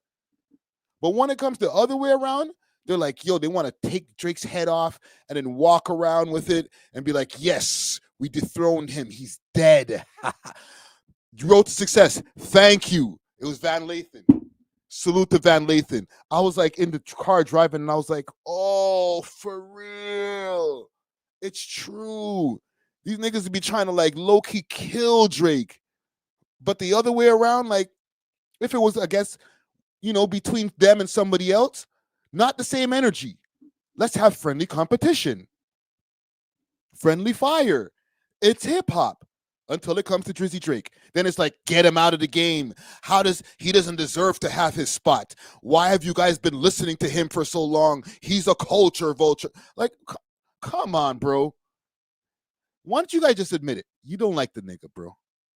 It's not that you don't like his music. You just don't like him. It's fine. We can be honest.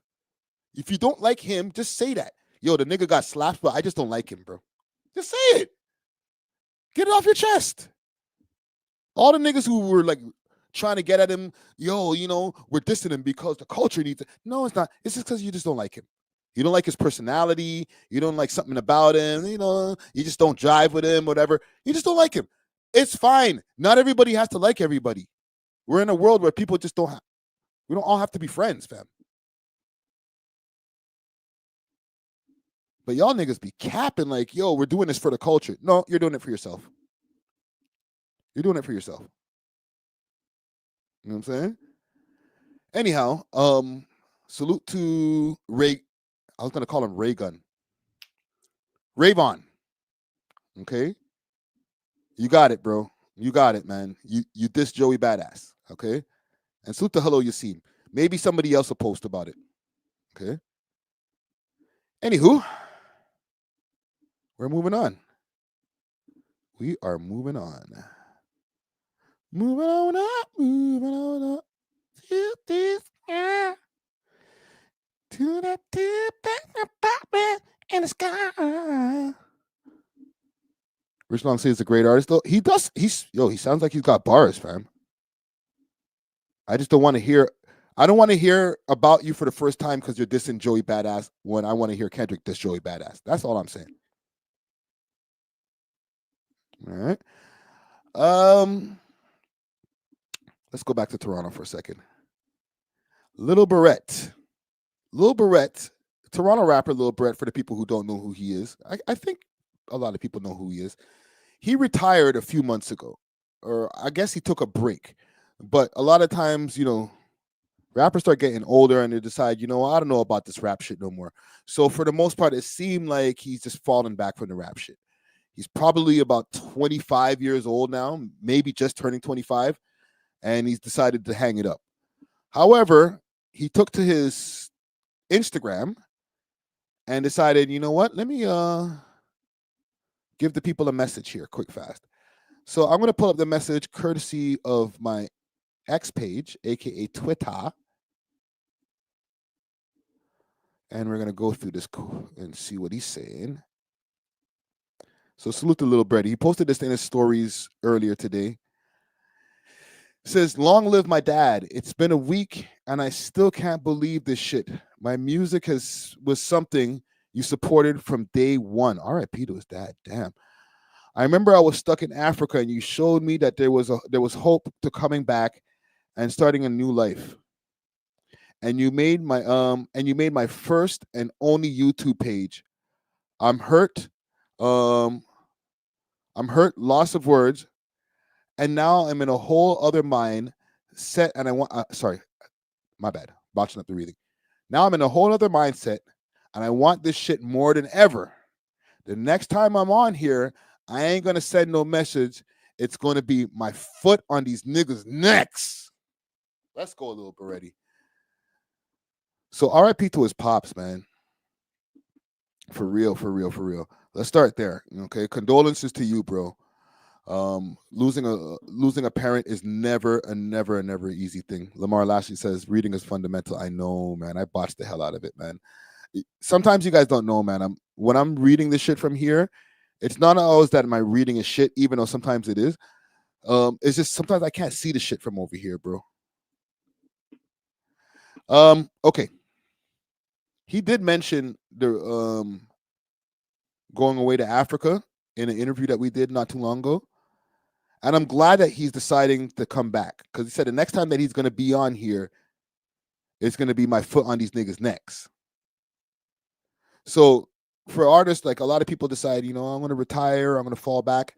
If you're an artist, you know what I'm saying? Like you're really into making music. It's not just for the money or it's not for the money at all. Then you can't stay away from it. It's hard to just be like, you know what? I don't want to do this music shit anymore. I ain't making no money or it's just too hot out there. Like, nah, bro, it's in your blood. Like you wake up thinking of different raps and shit. All right, let me see if I can find a Lil Berete interview in here. Make sure to tap into that Lil Berete interview or Lil Berete. He's had his ups and downs in the game, right? There's people who were dissing him because of past pictures that came out or videos that came out when he was young. But a lot of these niggas, I gotta be honest, a lot of y'all little niggas got a bunch of fire ass videos from when you were kids. So it's not only Lil Berete. It's just that the internet decided they wanted to pick on him a little bit more. Right here. This one is dying out over here. Which one's the water? Club. Yeah. Oh yeah. So you were a bad breed. Nah, so what he was talking about here with getting sent away, because he got sent away to Africa when he was young. So, you know, I guess from what he's saying in his post, when he came back, his dad got him his first YouTube channel and looked out for him. But there was once upon a time, like a lot of these niggas from these African niggas, when they mess around, and I think this happens with, does this happen with other cultures too? I don't know with Bajan culture, but I know I think Jamaican culture, they do that too. They'll send your ass back. But I know with them Africans, they'll send you to Africa, whatever country that you're from, if you start acting too bad over here in Canada. They'd be like, okay, well, we're sending you back to Uganda for a year. Deal with it. I was a fucked up little nigga, bro. I'm not gonna lie, bro. I was fucked up, you know what I'm saying? Mm-hmm. What was that experience like? Like, you're here in Canada, you're running around Regent streets. There's a documentary. You guys go watch the documentary. Just search up Lil. Somebody called that. Good call. Entertainment says, is it a coincidence that I'm wearing the same sweater? Facts. Salute the Villain Collection, yo. Had to break this one out the vault, man. Big coincidence. Already documentary on YouTube, you'll see it. But yeah, back to where you're saying. What do you say? You're sent away at 8 years old to Guinea? Yeah, I was sent away at 8 years old. You know, but I went there for 4 years. I came back when I was like 12. 4 years that this guy's parents sent him away for. We're gonna take about 4 years to get that badness out of you. It didn't work, but you know, worked enough. What was that experience like being over there? Like you're home, but it's a whole different country, fam. Africa is crazy. Let's start there, bro. If you guys, that's the real trenches. Like, you know what I'm saying? Over here, at least you got community housing, you got different supports and all that. Over there, it's like, it's treacherous. But the good part about Africa is like, there's a poor and rich, you know? So if you're like someone that's smart and really take your education serious back home, then like, you know, you're going to get to the riches. Yeah. You know what I'm saying? It's only a few people that don't have that knowledge or that patience to go to school and smart young do man. Those things. Me, myself, I didn't finish school, bro. You know, I stopped when I was at grade 10, but I plan on going back when I'm rich and I'm settled and my mind is at ease. You know what I'm saying? But right now, it's like, I'm a businessman. You feel me? You don't gotta look at Elon Musk. I'm a businessman, not a businessman. Now let me handle my business, man. And all these guys, none of these guys, like a couple of these guys didn't go to school to do what they do. You feel me? And I definitely didn't get my flows from my teacher and definitely didn't get my swag from my teachers and all that, bro. You know? Well, you were probably hearing a lot of music in the house. All right, let's get to right here. I got one more clip I want to play off of this Lil Berete interview. You know what I'm saying? I've been independent since 2019. Yo, that's crazy, fam. You know? Yeah, because all of those moves that you've been making over the last few years, now that you mentioned that it's 2019, have all been independent, including the King Von track. Fam.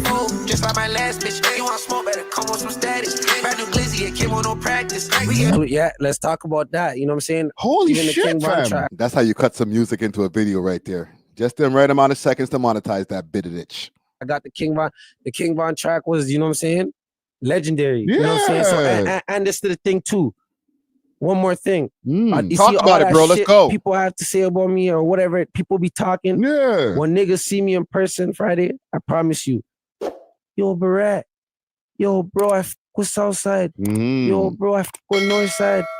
Yo, broski, yo, let me get a picture. Da, da, da, da, da. Yeah. You know what I'm saying? So like, all that everything niggas have to say, when niggas see me in person, It's never the same. it's never the same. It's never the same. But I'm probably not the first person to say this shit. No, fam, I know, fam. As a public figure, you know, I get a lot of people who give me backlash online. And like besides that one time now, probably 4.5 years ago, where I got a light pressing, it's not even a full press, a light pressing. I've never been pressed. And I've bumped into, at this point, hundreds of people on road. Okay, I bumped into 3 people yesterday. And well, when they in the see street, you, they just wanna they're fanning out. They don't even know how to act around you. That's you. Yeah, man. Lil Berete needs to forward back, yo. We need Lil Berete's music out here. There's different people, like I was saying on the podcast the other day about Local City, how we need Local City back. Okay, he got locked up the other day, and now Lil Berete, he fell back. He said, I'm not gonna do this music shit, or I'm gonna take a break. Nah, B. No break, gang, man. We need Lil Berete out here, man. Look at these numbers. Look at these numbers. I know some of these numbers are when he was with the label, but then there's a lot of these numbers that ain't from with the label. Okay? He said he's been off of that label since 2019. If I go on his YouTube channel, this guy is one of the top Toronto rappers out there. I'm not playing any music. I ain't playing myself today.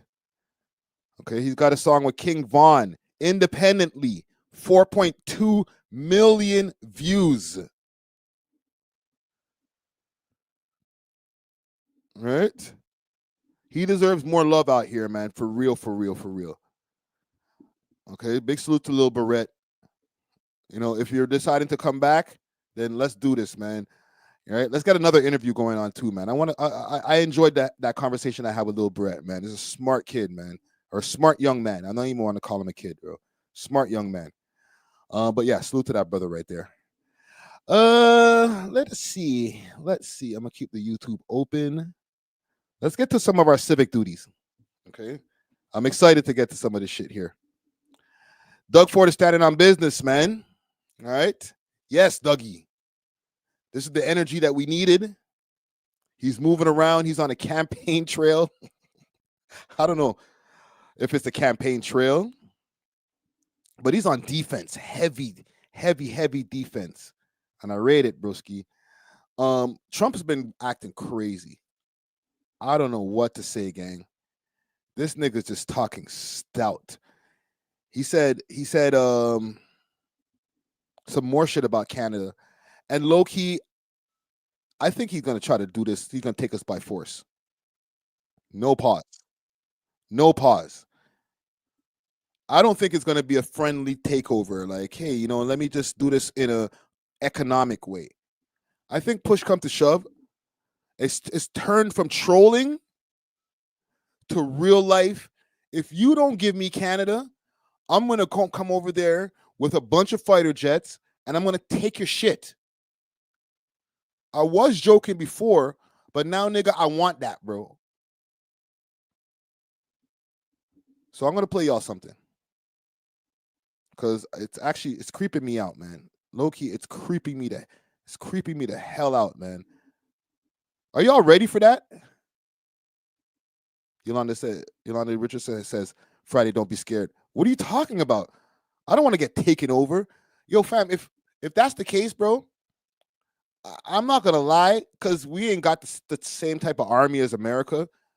Yo, Justin, just say, yo, all right, cool. We 51st state, man.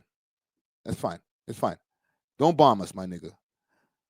Because don't take it by force and like blow up half of Canada just to be like, you know what? All right, now we own you. Like, nigga. Oh. Let me play something for y'all.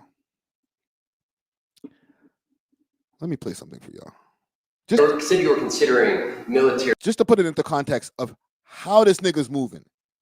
All right? It went from trolling to, nigga, I'm not playing. Give me your country or I'm coming in and taking that shit. Force to acquire Panama and Greenland. Are you also considering military force to annex and acquire Canada? No, economic force. Because Canada and the United States, that would really be something. You get rid of that artificially drawn line, and you take a look at what that looks like. And it would also be much better for national security. Don't forget, we basically protect Canada. But here's the problem with Canada. So many friends up there. I don't want to hurt you. That's the I don't want to hurt you talk. You want to say it again? Say it again. And hold on, let me give the credit to whoever I got this from. CBC News. Okay, salute to CBC News. National security. Don't forget, we basically really be something. You get rid of that artificially drawn line, and you take a look at what that looks like. And it would also be much better for national security. Don't forget, we basically protect Canada. But here's the problem with Canada. We basically protect Canada. Listen to the coding in the words, gang. So many friends up there. I love the Canadian people. They're great. But we're spending hundreds of billions a year to protect it. We're spending hundreds of billions a year to take care of Canada. We lose in trade deficits. We're losing massive. We don't need their cars. You know, they make 20% of our cars. We don't need that. I'd rather make them in Detroit. Oh, let that simmer for a second. Let it breathe for a second. All right. We only make 20% of the cars over there. We don't need you. We can get our shit done in America. Listen to the coding and the talks. We don't need the cars. We don't need their lumber. We have massive fields of lumber. We don't need their lumber. We have to unrestrict them because stupid people put, restrictions on, but I can do that with an executive order. We don't need anything they have. We don't need their dairy products. We have more than they have. We don't need anything. This guy's just, yo, I don't even think he got a script. He doesn't have a script. He's just spitting, freestyle. So why are we losing $200 billion a year and more to protect Canada? And I said that to, as I called him, Governor Trudeau. I said, listen, what would happen if we didn't subsidize you? If we didn't, because we give them a lot of money. We help. Is that what the conversation they had at the table? What would happen if I just stopped subsidizing you, bro? What happened if I stopped supporting you, bitch? Huh? That's the kind of conversations he'd be having over there with with Trudeau. Just really smalls in the man. Just little broing in him, crazy. Help them. As an example, we're buying icebreakers, and Canada wants to join us in the buying of icebreakers. I said, we don't really want to have a partner in the buying of icebreakers. We don't need a partner. But no right. Nope, no right. Here's what we have. We have a right not to help them with their financial difficulties because. Yo, this guy is friggin' rude, bro. It doesn't even sound like he's an ally, bro. Like America's an ally right now until January 20th. Put it that way. On January 20th, what do we got? Another 12 days? We ain't friends no more. We could be friends. You see me, you in the audience, all our American audience and different people or my colleagues over there. Salute to y'all. But diplomatically, country to country, Trump's like, y'all ain't my friends, man. I don't mess with y'all. All right. Matter of fact, give me that. Because we owe $36 trillion too. We're going to start knocking it out pretty fast, but we're going to be able to do it because of energy and other things. But no right. No right. But why are we supporting a country? Why? 200 billion plus a year. Our military is at their disposal. All of these other things, they should be a state. That's why I told Trudeau when he came down, I said, what would happen if we didn't do it? He said Canada would dissolve. This guy's such a bitch. He said, run it again. That's why I told Trudeau when he came down, I said, what would happen if we didn't do it? He said Canada would dissolve. Canada wouldn't be able to function. Why did you say that, bro? Yo, my youth, what's wrong with you, bro? Why do you keep on talking like a bitch, bro? You said that in front of the man? Make that be one of the quote unquote lies that Trump tells. Please say that's a lie. Please say that you didn't say that in front of this man, bro. Holy shit, man. No wonder this guy stepped down, man. Like, bro, you sound like a super king, bro. If we didn't take that 20% of our car market, they send us hundreds of thousands of cars. They make a lot of money with that. They send us a lot of other things that we don't need. We don't need their cars, and we don't need the other products. We don't need their milk. We got a lot of milk. Hold on. Y'all say he's capping? You don't think that conversation happened? What do you think? What would happen if we just took our shit and went home? We'd dissolve. We'd crumble, Mr. Trump. Listen, President-elect Trump, please don't. We would die. Like, nigga, what? If I'm looking at this man and he's saying this in front of me, like face to face, I'm just like this. Just side-eyeing him.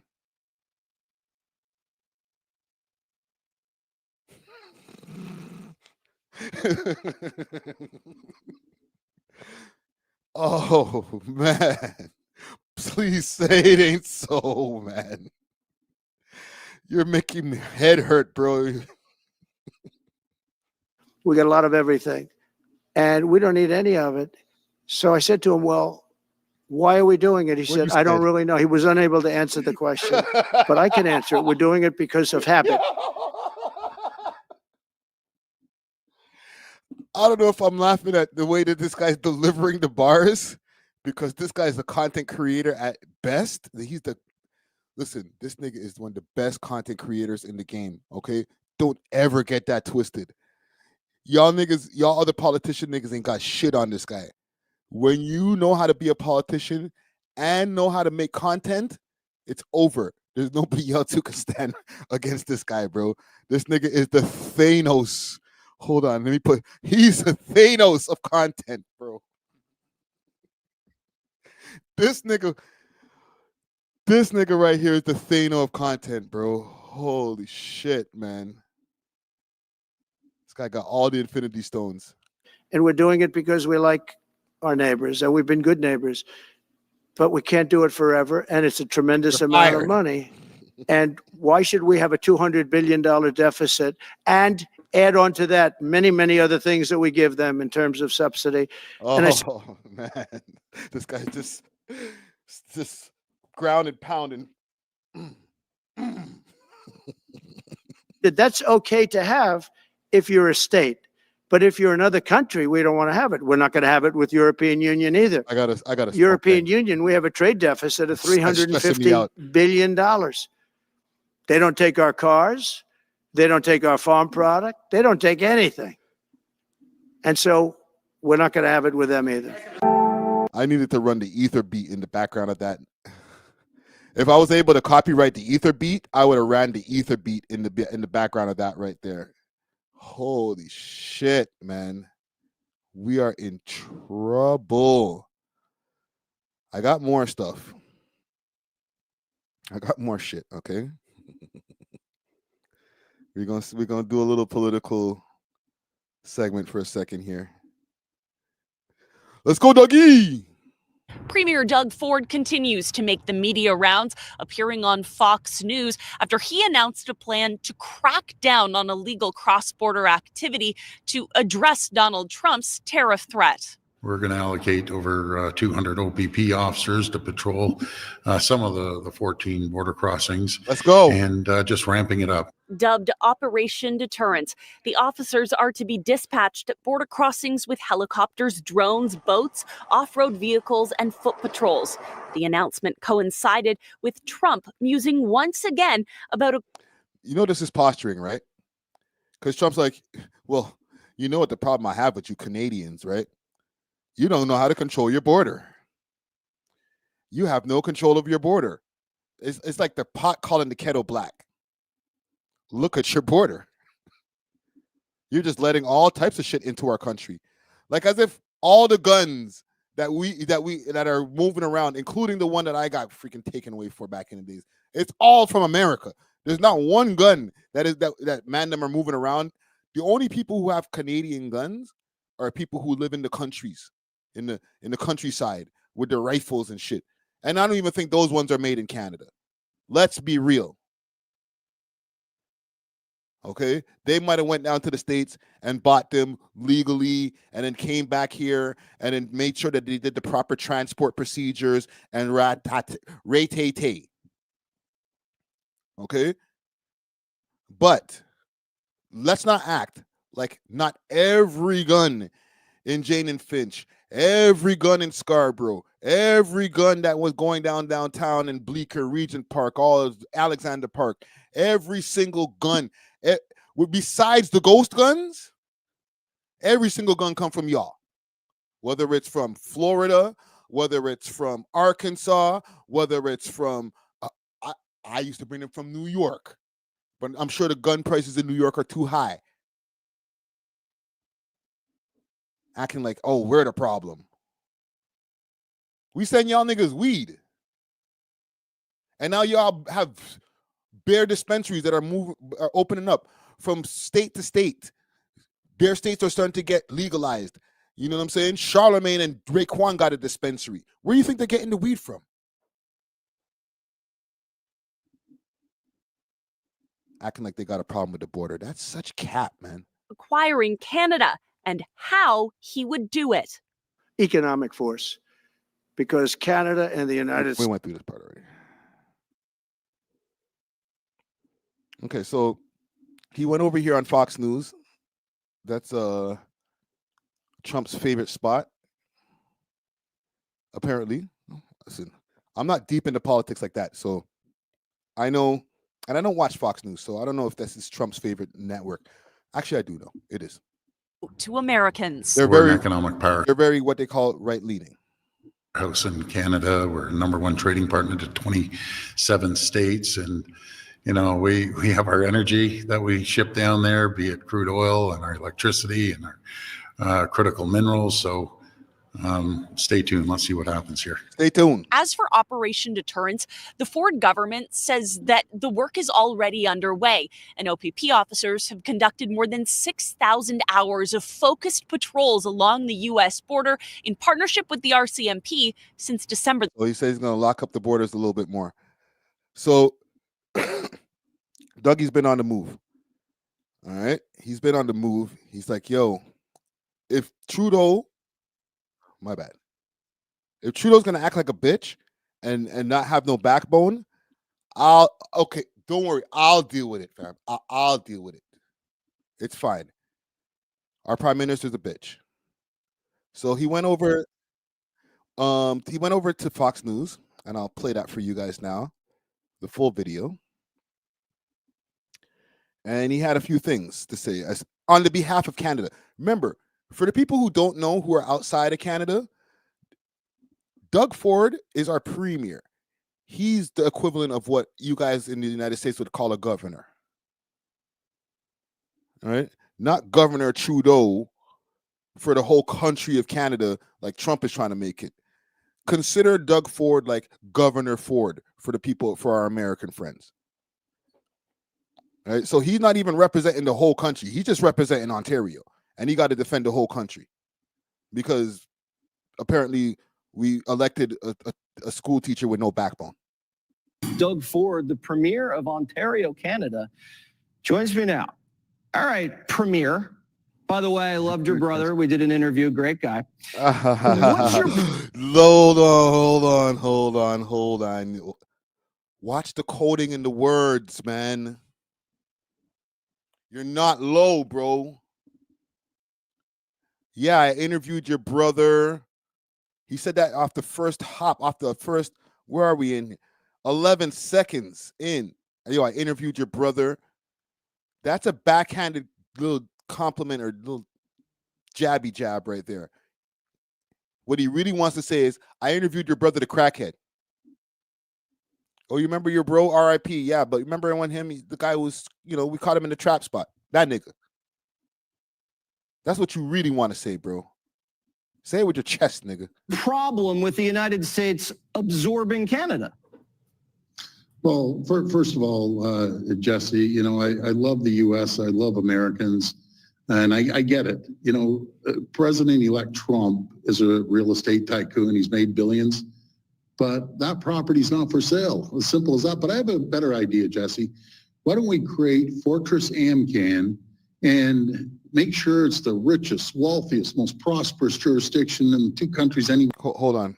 I'm gonna rewind that because I got distracted for a second. Benzo Gaming LLC says you're from Montreal. Talk to your people. Fireman's got to call Uncle Donald. Listen, I don't even know who the hell is in charge over there. Who their premier is over there? Who is the something Lavoie? What's the nigga's name? Who's the premier of Quebec? All right, I'm sure if Dougie wasn't doing it, that dude would be doing it. Because from what I've seen when I see him on the news, he seemed like he got a backbone. Remember, Quebec have been doing their own thing for years. Even if they didn't get to separate as a country, they're like, you know what? Well, whatever. We'll just do our own thing. You can't have a computer in Quebec at a workplace that has English as the typing of language, the language of choice first. You got to take your laptop and convert it to translate it back into English if you want to type everything in English over there. You understand what I'm saying? It's French first, as if they were their own country. Quebec ain't fucking with us, bro. They don't care about Canada.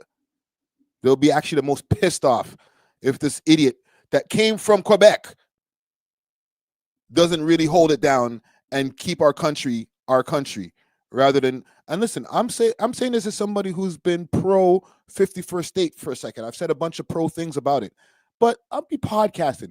In reality, we still got to stay our own countries, border or not. Even if I'm able to walk over the goddamn border, it's cool. There's no more border. I be podding, bro. We need to stay Canada. Y'all stay America. Leave it how it was, Trump. We're in the world. We have the critical minerals. We have the energy. We have the electricity that America needs.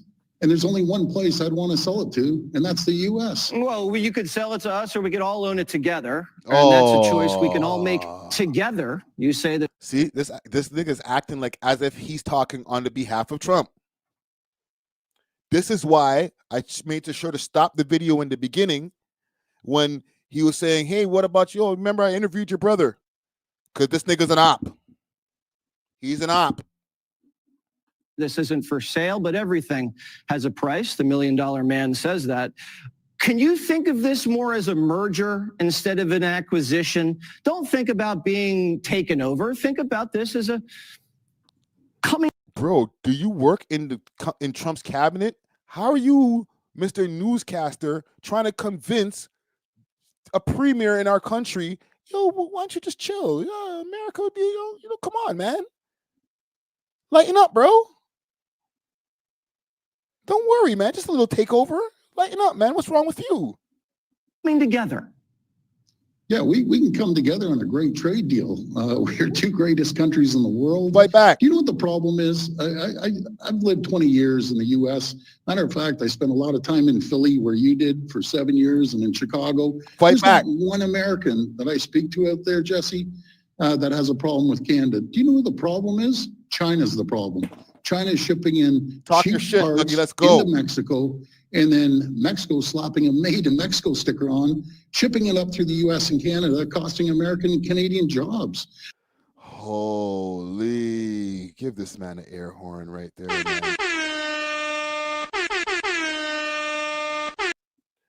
This is what this fam, I can't even believe I'm defending this guy. Because I'm not pro Ford like that. But he's the only one who's talking the way I want to hear this shit right now, B. Come on, bro. This guy says to Trudeau, what would happen if I decided to stop helping you guys with funding you guys and giving you guys so much resources and money? Oh, you know, we would crumble. We would break. You know, we didn't know what we would be able to do without you, Trump. You asked this guy the same question, Doug Ford. He actually has some answers. Yo, I'm in the freaking Twilight Zone for real, man. What the hell, man? Who would have thunk that in 2024, 2025, that Doug Ford would be the guy who's actually acting like how our prime minister is supposed to act? That's crazy. Like Mexico has to make a choice, Jesse. I get it. Either with Beijing or Washington. No, I get it. I get it. You say that Americans don't have a problem with Canadians, and we don't. But it seems like you have a problem with us. Because if I were a citizen of another country and I was a neighbor of the United States, I would consider it a privilege to be taken over by the United States of America. That is gaslighting, sir. That is mother effing gaslighting there, bro. That is a stupid, crazy gaslight this nigga just did right there. What's your problem? Why are you so mad? I would be happy to get taken over. Bro, you don't respect us. This guy right here, Jesse, he has no respect, bro. Not for Doug Ford, for Canada. Period. That's insane. You couldn't say this to Doug in the same room. Doug would jump over the tape. You couldn't say that to me in the room, bro. Stop the camera for a second, bro. Yo, you want to go talk outside, bro? Like, well, go on, fam. Like, I thought we were having a good interview. A citizen of another country, and I was a neighbor of the United States, I would consider it a privilege. Hold on, let's let the full gaslight play. Listen to this. Americans don't have a problem with Canadians, and we don't. But it seems like you have a problem with us. Because if I were a citizen of another country and I was a neighbor of the United States, I would consider it a privilege to be taken over by the United States of America. That's what everybody else in the world wants. American citizenship. For some reason, that's no. That's what you think everybody in the whole world wants. That's some arrogant American thinking right there. That's what everybody wants. Everybody wants to be American. No, come on, bro. Why are you so mad? We like you. You don't like me? You're hostile. Repellent to you Canadians. And I find that personally offensive, Premier.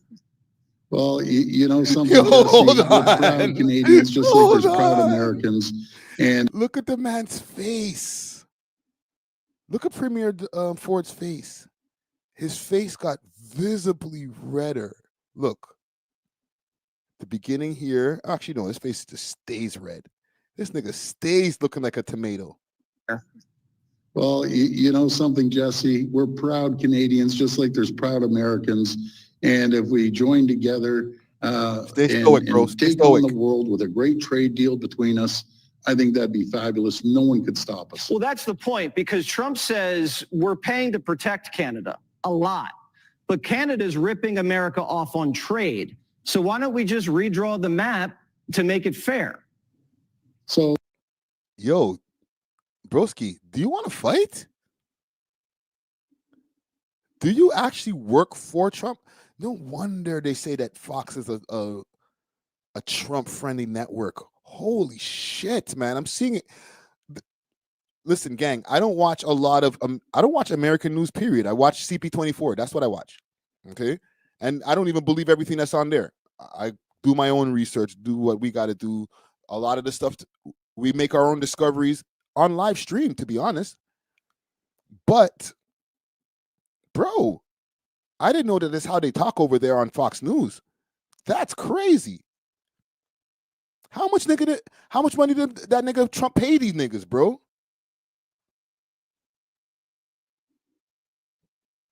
I'm shocked. All right, hold on. Center of Adventure says Fox loves Trump. CNN hate him. Yeah. Well, I'm seeing it now. Damn. It's obvious. Well, we're the largest trading partner in the world, 1.3 trillion. So the only area that we have a little upper hand is Mexico has you beat, but you're a close hold on, second. bro. Hold. He's talking, bro. Yo, what am I seeing right now, man? As an interviewer, and listen, I don't act like I'd never never interrupt my guest. But I don't interrupt my guest to just start getting my own shit off. Like, that's crazy. Or like, no, you're wrong. What about this? Like, nigga. The area that we have a little upper Well, hand is Mexico on has there. you beat, but you're a close second. Go ahead. Okay.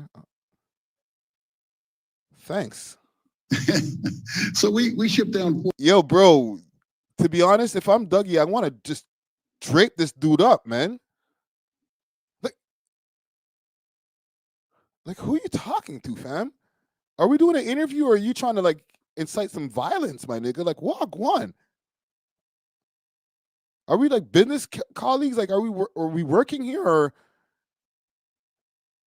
you want to go outside? Like, 4.3 million barrels a day down to the U.S. Ontario is the third largest trading partner in the world with $500 billion of two-way trade split down the middle. Jesse, 9 million Americans wake up every single morning to produce products for Ontario alone. I love the Americans, and I look forward to working with the new administration. All right, so this might just have to be a hostile takeover. Let's move on. I see we agree to disagree. What? This is what I've told you guys, man. This is what the hell I... That's just stressing me out, man.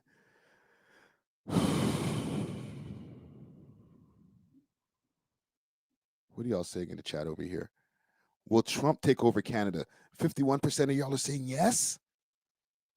Yo, that's a lot. Y'all really believe this can come to fruition?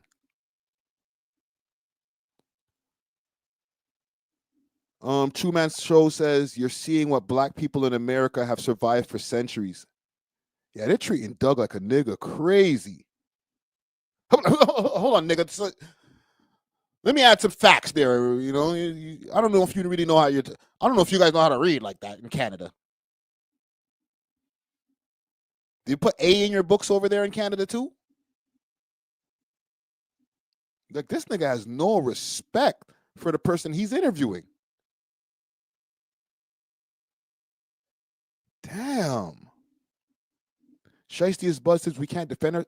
How? How, Sway? What do you mean we can't defend ourselves? Trudeau's giving that impression that we can defend ourselves. Damn, bro. We are down bad. Oh, if it's true, we can't defend ourselves. Niggas say, yo, wait, hey, give up that country. Hold on. Nigga, give me that country right now. Get down or lay down. You know what I'm saying? Give us a leg us for not giving up the country, bro. I let you live, bro. Just hold a leg us. Next time, give it up faster, all right? Damn, man. Pray for Canada, all right, gang? Everybody out there, just pray for us. All the American people out there who watch the network, pray for Canada. Unless y'all are like, yeah, let's take them over. Ha, ha, ha. F you Canadians. Pray for us, yo. Okay, we don't have a leader. We're a country without a leader right now. Yes, I know he's still the prime minister until somebody else takes over, but we've been a country without a leader for probably about the last 2 years. Okay? Pray for us. SBC, hold on. Bro, you must have missed a segment. I don't want the takeover, fam. No. Stay over there. I'll get my papers. I'll forward when I get my papers. Okay? I'll even go get a citizenship or dual citizenship. However, we need to do that. Dual citizenship, all that. Keep the border. I'm fine with that. Okay? That's crazy. We're in desolate positions right now. Okay, I got one more story for us here. Tim Hortons. We've spoken about Tim Hortons in the past, okay? And how Tim Hortons has gone down the drain over the years, how heavy immigration and just bad business practices and the expansion and the way that they franchised and their franchise practices has completely made this company where I get my ice caps go super downhill. And maybe it's the talk about it, maybe the video that we did on it months ago now, and that video did crazy. All right, it did great. If I could find that video when we were talking about Tim Hortons and just how it went to shit. Let me see if I can pull it up on the channel here. Do I still have my YouTube open? No, I got Twitter open. Let's go to YouTube, quick, fast, in a hurry. I'm going to the channel. Where did I put that video? Tim Hortons. Yeah. Tim Hortons Indian immigration scam. 39,000 views. We were talking about earlier. Salute to DJ Czar. He was talking about the Timmy's boycott. Did you see this? No, I did not. Fill me in. So Canadians, and this is courtesy of Keep Six Solid. This is a post saying Canadians are going to boycott Tim Hortons before the year is up. It's not the fault of the foreign workers. It's the corporations and the government's fault. Those same workers are being sold dreams. Our government pays percentage of each foreign worker's salary, so businesses are not hiring Canadians. Our government is incentivized to hire incentivizing them to hire out. Everyone benefits, but Canadians. Almost every kid I know is without work. Yeah. This puts extra burden on our parents that need assistance. Yep. So So Tim Hortons, like I was saying, is going into the shitta. And I found a video. I think it's just my algorithm has just been talking to me. Tim Hortons. So I found this video. It just popped up, and it says here, how Tim Hortons managed to ruin its brand. Have you noticed something off during your recent visits at... And this is courtesy of the Jake Standard. Big salute to the Jake Standard. This really opened my eyes to not just the immigration issue. The immigration thing is a small percentage of why Tim Hortons has gone to the shits. We can't really even put that as a 50%. That might even be just like 5% of the reason why Tim Hortons have gone down to shit. So let's get into it. At Tim Hortons? Maybe it's the long waits at the drive-thru, the odd taste of the food, the decline in cleanliness, or that overall sense that the magic just isn't there anymore. It feels like the Tim Hortons we once loved is fading, and it begs the question, what went wrong? Why has an experience that was once so comforting and familiar now become so frustrating? I'm sure I am not the only one who remembers when Tim Hortons was more than just a stop. Yo, the sad music is crazy. It sounded like Tim Hortons was a person he did die, but again, he died again. Up for coffee. It was a warm, welcoming part of our daily routine. So, what happened? Whether you've been a loyal fan for years or are new to the brand, you've likely noticed the shift. Is it the result of management decisions, increased competition, or has the brand simply lost touch with what made it? Hold on, we noticed the shift. You ain't low there. What's your name again there? Jake Standard, you ain't low. We noticed the shift. What shift are you talking about, sir? Huh? What shift? What do y'all see in this picture right here, gang?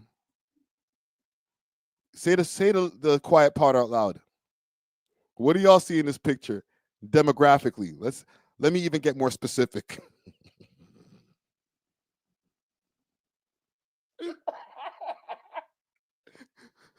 Yo, it's not just older. Hold on. There's Peggy Sue. There's Mary. There's Jenny. There's Janice. There's Kim. There's Mary number 2. There's Bob. Okay, right there in the back, they're kind of hiding Suba. Okay. Here's Gertrude.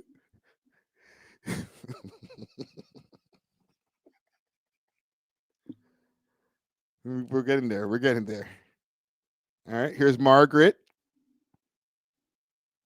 And here's Priya.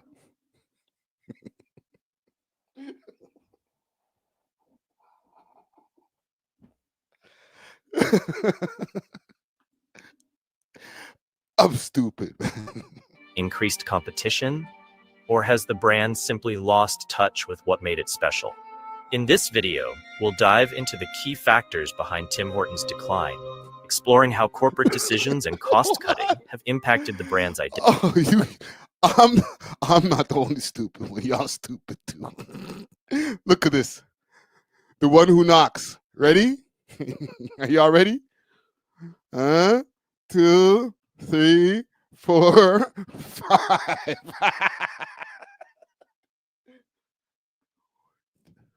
What? Would you like some white sugar with your coffee? Identity, the shift in customer expectations that Tim Hortons has struggled to meet, the increasing competition. I think they even made them even more pale. They put like a pale filter in the video. From other coffee chains, and the noticeable decline in product quality and service. Join me as we break down how this Canadian brand slowly but gradually. Okay, get to it, bro. Retiring or giving up our Okay, don't care about that. paying for our All right, that was just the history of Tim Hortons himself. We don't care about that. We don't care about that. Let's get to when it starts going down. Than just a snack. They became a symbol. This didn't just survive after the loss of its co-founder, it thrived. Watch this. Tim Hortons' legacy lived on, not just in the name on the storefronts, but in the continued growth and success of the franchise he started a decade earlier. In 1976, Tim Hortons introduced something that would go on to become a true fan favorite, the Timbit. These little bite-sized donut holes were made. Did you know that the Timbit was made in 1976? That is crazy. Damn. I'm as old as the goddamn Timbit. Made from the leftover dough of regular donuts, and the idea was as clever as it was delicious. Not only did it cut down on waste, but it also gave customers a new, super convenient snack option that quickly took off. Timbits added a fun twist to the Tim Hortons menu, perfect for folks looking for a quick treat or something easy to share. Their small size and low price made them an instant hit for families, office gatherings, and casual get-togethers. Over time, Timbits became more than just a snack. They became a symbol of what Tim Hortons is all about. So the Timbit is, just for y'all who didn't know, and I suggest y'all go watch this video because we're not going to watch it in completion. Like, it's not movie night, you know what I'm saying? We'll go over to the Jake Standard and check out this video. He got like 794,000 views on it. So a lot of people seen this video. But for y'all who haven't seen this, they're breaking down just what really took Tim Hortons to the next level. And low-key, it was the Timbit. The Timbit really took Tim Hortons to the next level. It made it where people are buying more than just the coffee over there. But then they get to, because they get into like really deep into the come up story, right? That many Canadians couldn't even imagine. We're not going to cover the whole without... come up story. We're not going to get into all that. It's not that deep. Most replayed. Watch this. Or the simple joy of a few Timbits. Tim Hortons found a way to connect with people like few other brands could. As Tim Hortons solidified its role as a cornerstone of Canadian culture, the brand sought out strategic partnerships to fuel its growth. One of the most significant moves came in 1995 when Wendy's International Inc. acquired Tim Hortons in a $425 million USD deal. This acquisition was intended to be mutually beneficial, allowing both brands to share resources and optimize their business models. Do y'all remember when Wendy's bought Timmy's? I forgot about that. Wendy's, which saw most of its customers during lunch and dinner hours, had unused seating during breakfast, while Tim Hortons had steady morning traffic, but slower lunch and dinner periods. The idea was that by sharing locations, they could maximize their profits and make better use of their spaces throughout the day. This led to the creation of co-branded locations. See, now it makes sense. They still have these, but now they're separated. But when you start seeing these Wendy's and Tim Hortons together in one complex, that was a product of Wendy's acquiring or buying Tim Hortons. I did not know that. Where Wendy's and Tim Hortons operated side by side under the same roof. Okay, These so let's get to the decline. 2006, the tide had shifted. While Wendy's was struggling, like many other fast food burger chains, Tim Hortons was thriving and generating substantial profits. Recognizing the brand's success, Wendy's opted to spin off Tim Hortons, taking advantage of its peak value to make a profit. This decision ended. And that was in 06. So, and I could attest to this because in 06, I was doing, for a short space of time, I was driving around my car doing courier work. I don't know what the hell I was thinking. It was a little bit before 06. But I was seeing a lot more Tim Hortons popping up in the GTA. And doing courier work, that had me driving all over the GTA. And I'm not talking about illegal courier work. I'm talking about legal courier work. I was driving all over the GTA. And the one thing that I started noticing a common thing, Tim Hortons. I started feeling like, what the hell? Tim Hortons is popping up like roaches and shit. Back in 2004 to 2006. Their direct partnership and allowed Tim Hortons to regain its independence and continue growing on its own. Although the merger was initially intended to benefit both parties, it ultimately underscored how difficult it is to merge two brands with distinct identities. Okay, let's get to the downfall. Transformations. As Tim Hortons began to navigate pressures beyond its Canadian roots. Fast forward to 2014, and Tim Hortons faced another turning point with its acquisition by 3G Capital, a Brazilian private equity firm. This was part of an $18 billion merger with Burger King, forming one of the world's largest fast food conglomerates under Restaurant Brands International. But this was more than just a big business deal. It marked a critical moment for Tim Hortons. A brand that had always been a symbol of Canadian culture was now under the control of a global company known for its aggressive cost-cutting measures and relentless pursuit of profit. This shift introduced Tim Hortons to new global pressures, which ultimately moved it further away from its original Canadian identity and values. 3G Capital made a significant move when it acquired Burger King in 2010. Known for prioritizing efficiency and maximizing profitability, 3G Capital built its Burger King known for sending you to the toilet. Reputation through a strict, zero-based budgeting strategy, an approach where every expense must be justified from the ground up each year. While this method helped drive profits, it often came with job cuts and concerns about declining quality. Dun, dun, dun. When 3G Capital later spearheaded the merger of Burger King with Tim Hortons in 2014, they formed Restaurant Brands International, RBI, the parent company that now controls both brands. With RBI and y'all seen what happened to Burger King, right? When's the last time y'all went to a Burger King? Real talk. And not only when's the last time you went to a Burger King, when's the last time you went to a Burger King and enjoyed the food? You literally are using Burger King for laxative at this point. It's not for enjoyment. It's because you've been constipated and you've been backed up for days. You don't want to take any conventional drugs. Go to Burger King.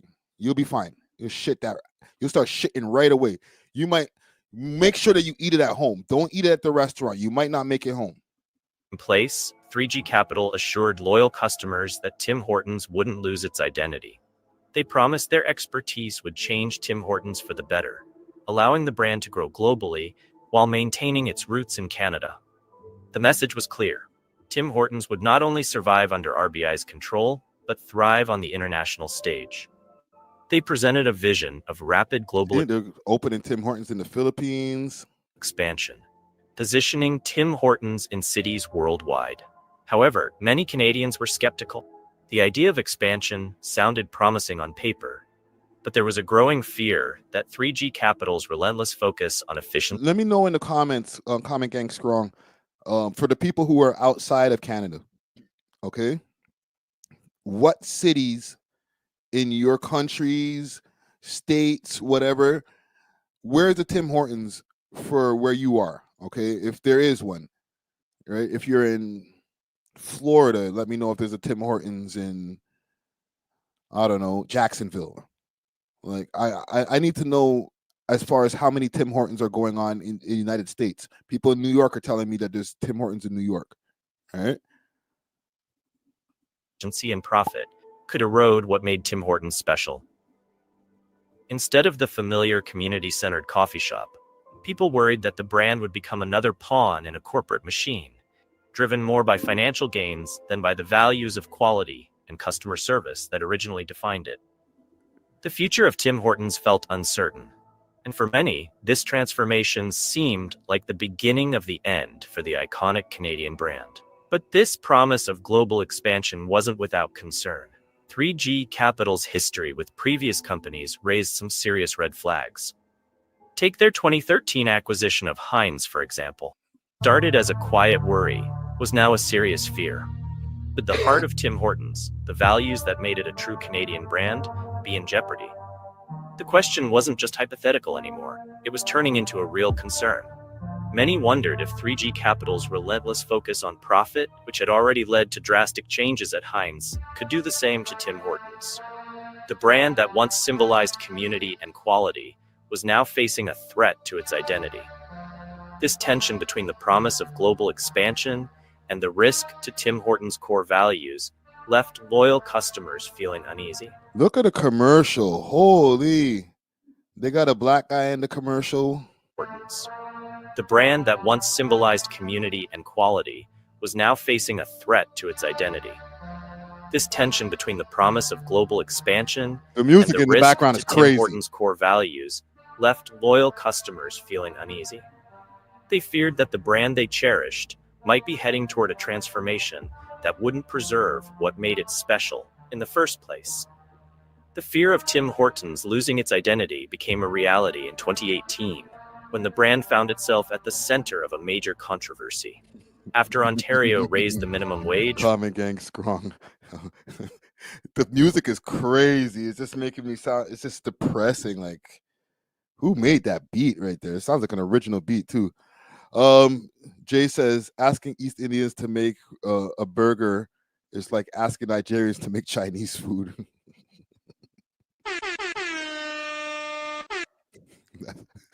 W comment right there. from $11.60 to $14 an hour. This should have been a win for workers. However, Restaurant Brands International, RBI, Tim Hortons' parent company, refused to let franchisees raise prices to cover the increased costs.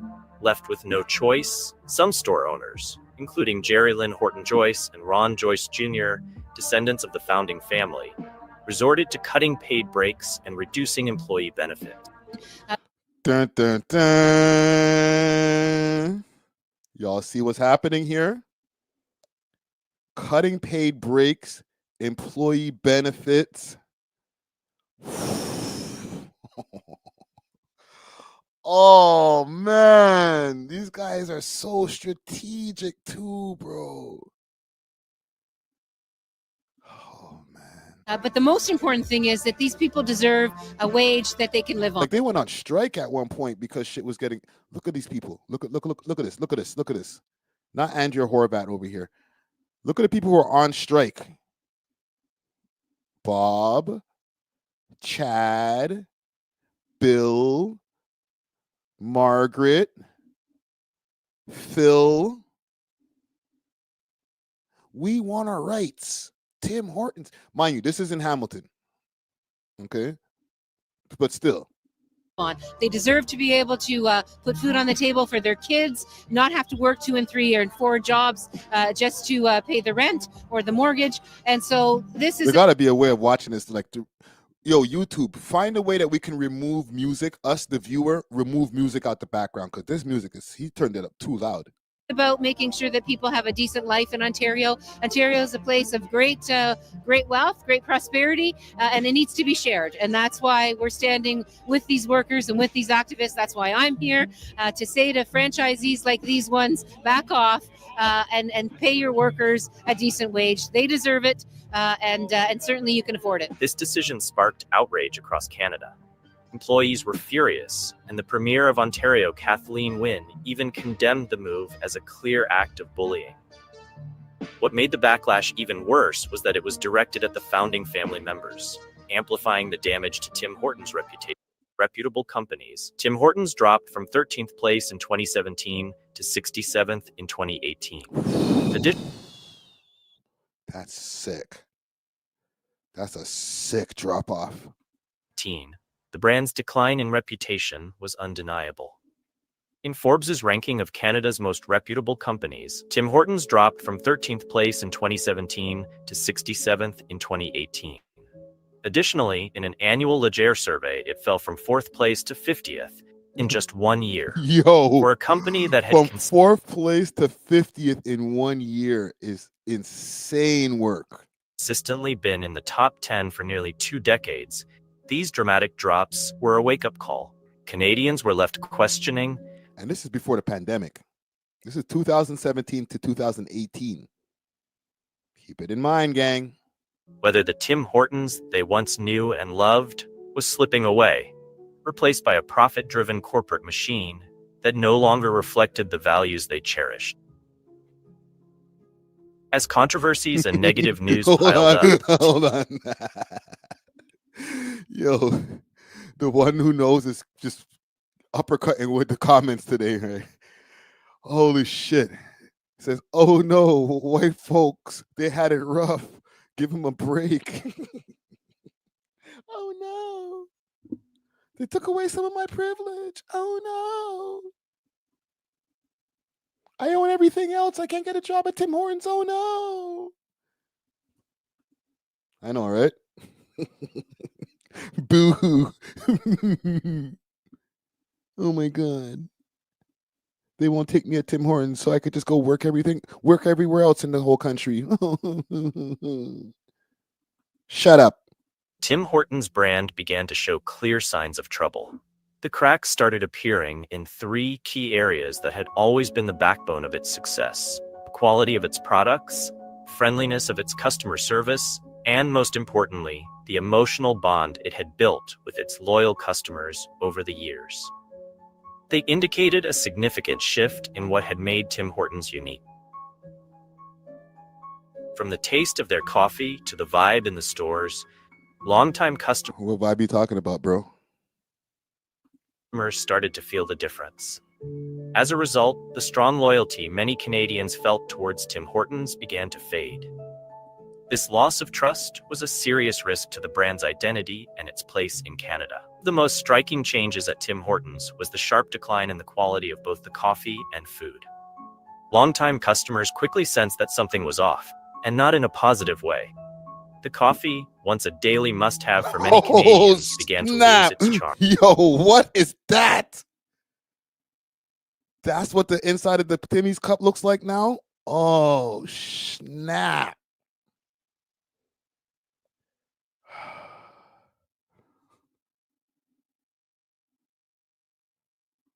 Gucci Go says, I'm out. Racism ain't cool. Hey, I'm not being racist, fam. Don't do that, bro. We ain't gonna act like white people don't got privilege. I be joking, but I'm serious at the same time. You know what I'm saying? The major difference is with Tim Hortons is the employees. Take it for what you will. It is what it is. Salute to Let's Talk TV. Carl Johnson's pissed. He said they took away the blood clot chicken salad sandwich on croissant since it's been no-go. Since it's been a no-go. So he's not going there no more. Man, salute Gucci Ghost, man. Not bad, bro. I don't mean to piss you off, my nigga. The taste noticeably shifted, and as for consistency, bruh.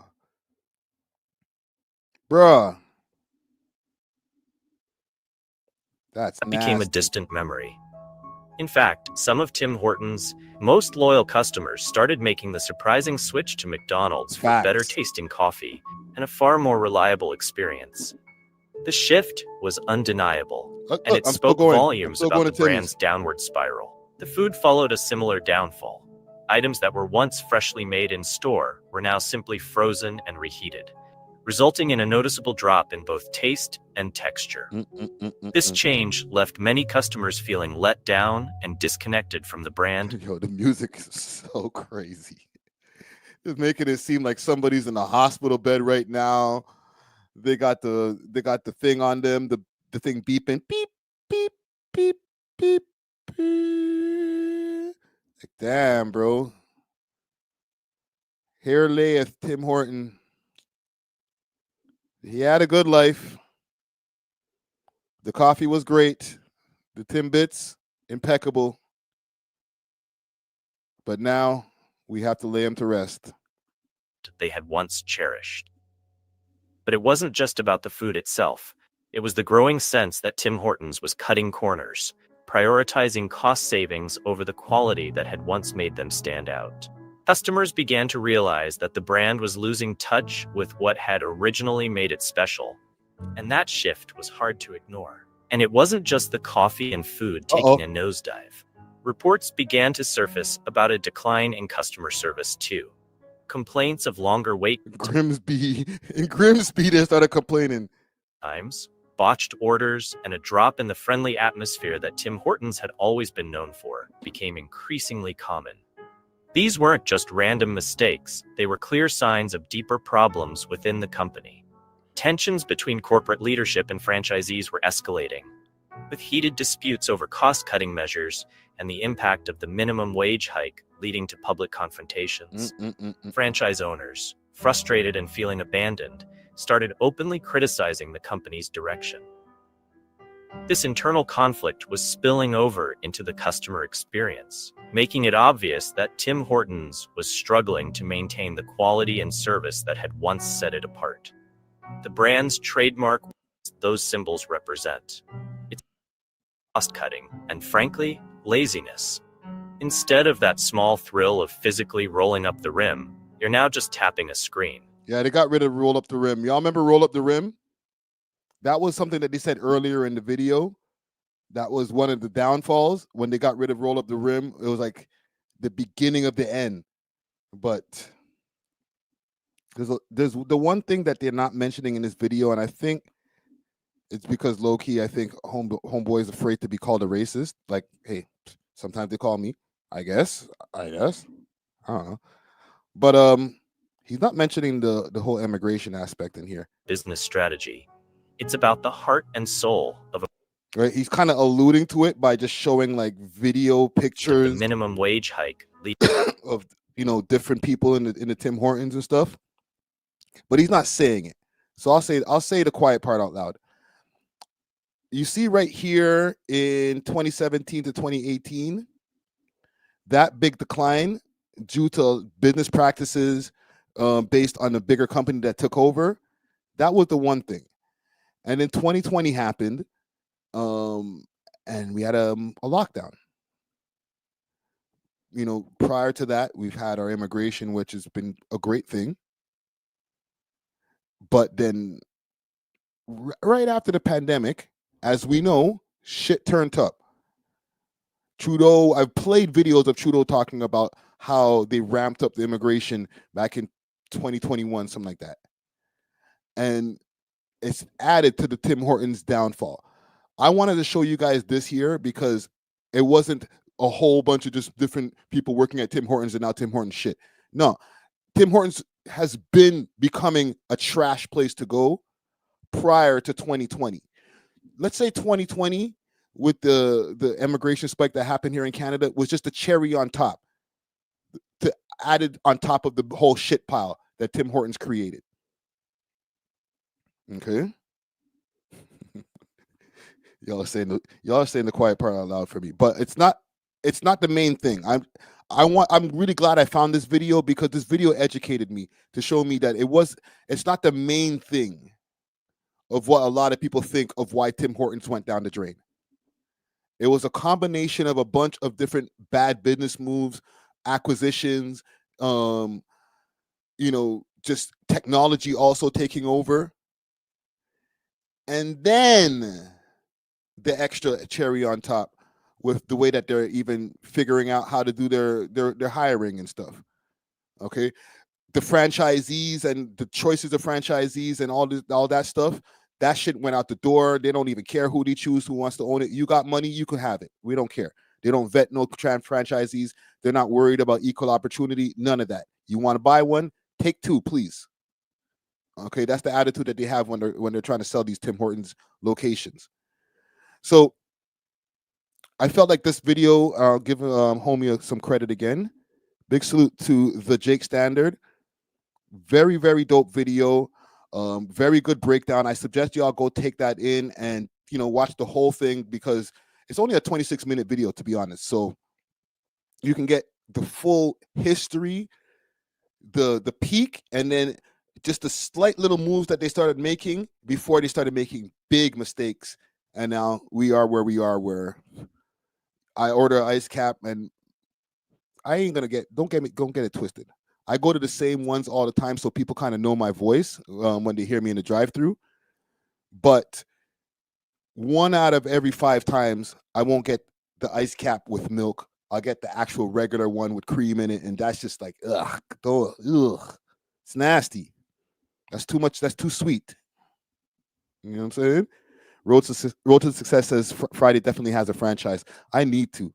Y'all need to send me a sponsorship, fam. I know I kick your back in sometimes, but I'm an avid purchaser of Tim Hortons, bro. Like, send a bag, bro. Or at least just give me free ice caps for life. I'm good. You don't even need to look at me playing myself on a live stream. Let me shut up. Let me get off of this, man. I think that's all we got for today. We got an interview dropping tomorrow.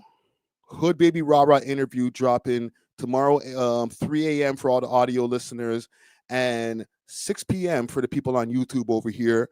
I'm about to get onto my interview grind, I'm going to book about 5 interviews and get them loaded up onto the channel for the people over here who are members.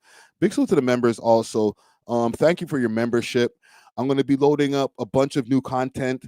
Also, I've been adding some stuff that's in the back catalog. There's some older videos that haven't been as YouTube friendly. Okay, if you go into the member section, I added a whole bunch of videos that are from the Z-Link podcast that we did with Alizé back in the days. And they had some really crazy episodes, I'm not gonna lie. So when I was going through my catalog and I seen some of those episodes, I was like, you know what? Throw those in the member section. You know what I'm saying? So salute to the members. And I'm going to be uploading some content that is just stuff that we've taken down. And I was like, you know what? The members can have that only. We're going to do that. Right? I'm going to upload that Smiley interview. I have a full Smiley interview that is available right now on our Clips channel. I'm about to delete that over there. I don't think it needs to live over there. I'm going to re-upload the full Smiley first interview ever. Okay, not first interview We Love Hip Hop. First interview ever. I'm going to re-upload that over to this channel because we had to take it down because it got put behind an 18 and over restriction. I'm going to re-upload it and put it in the member section. All right. But until then, gang, we're off of this. Deuces.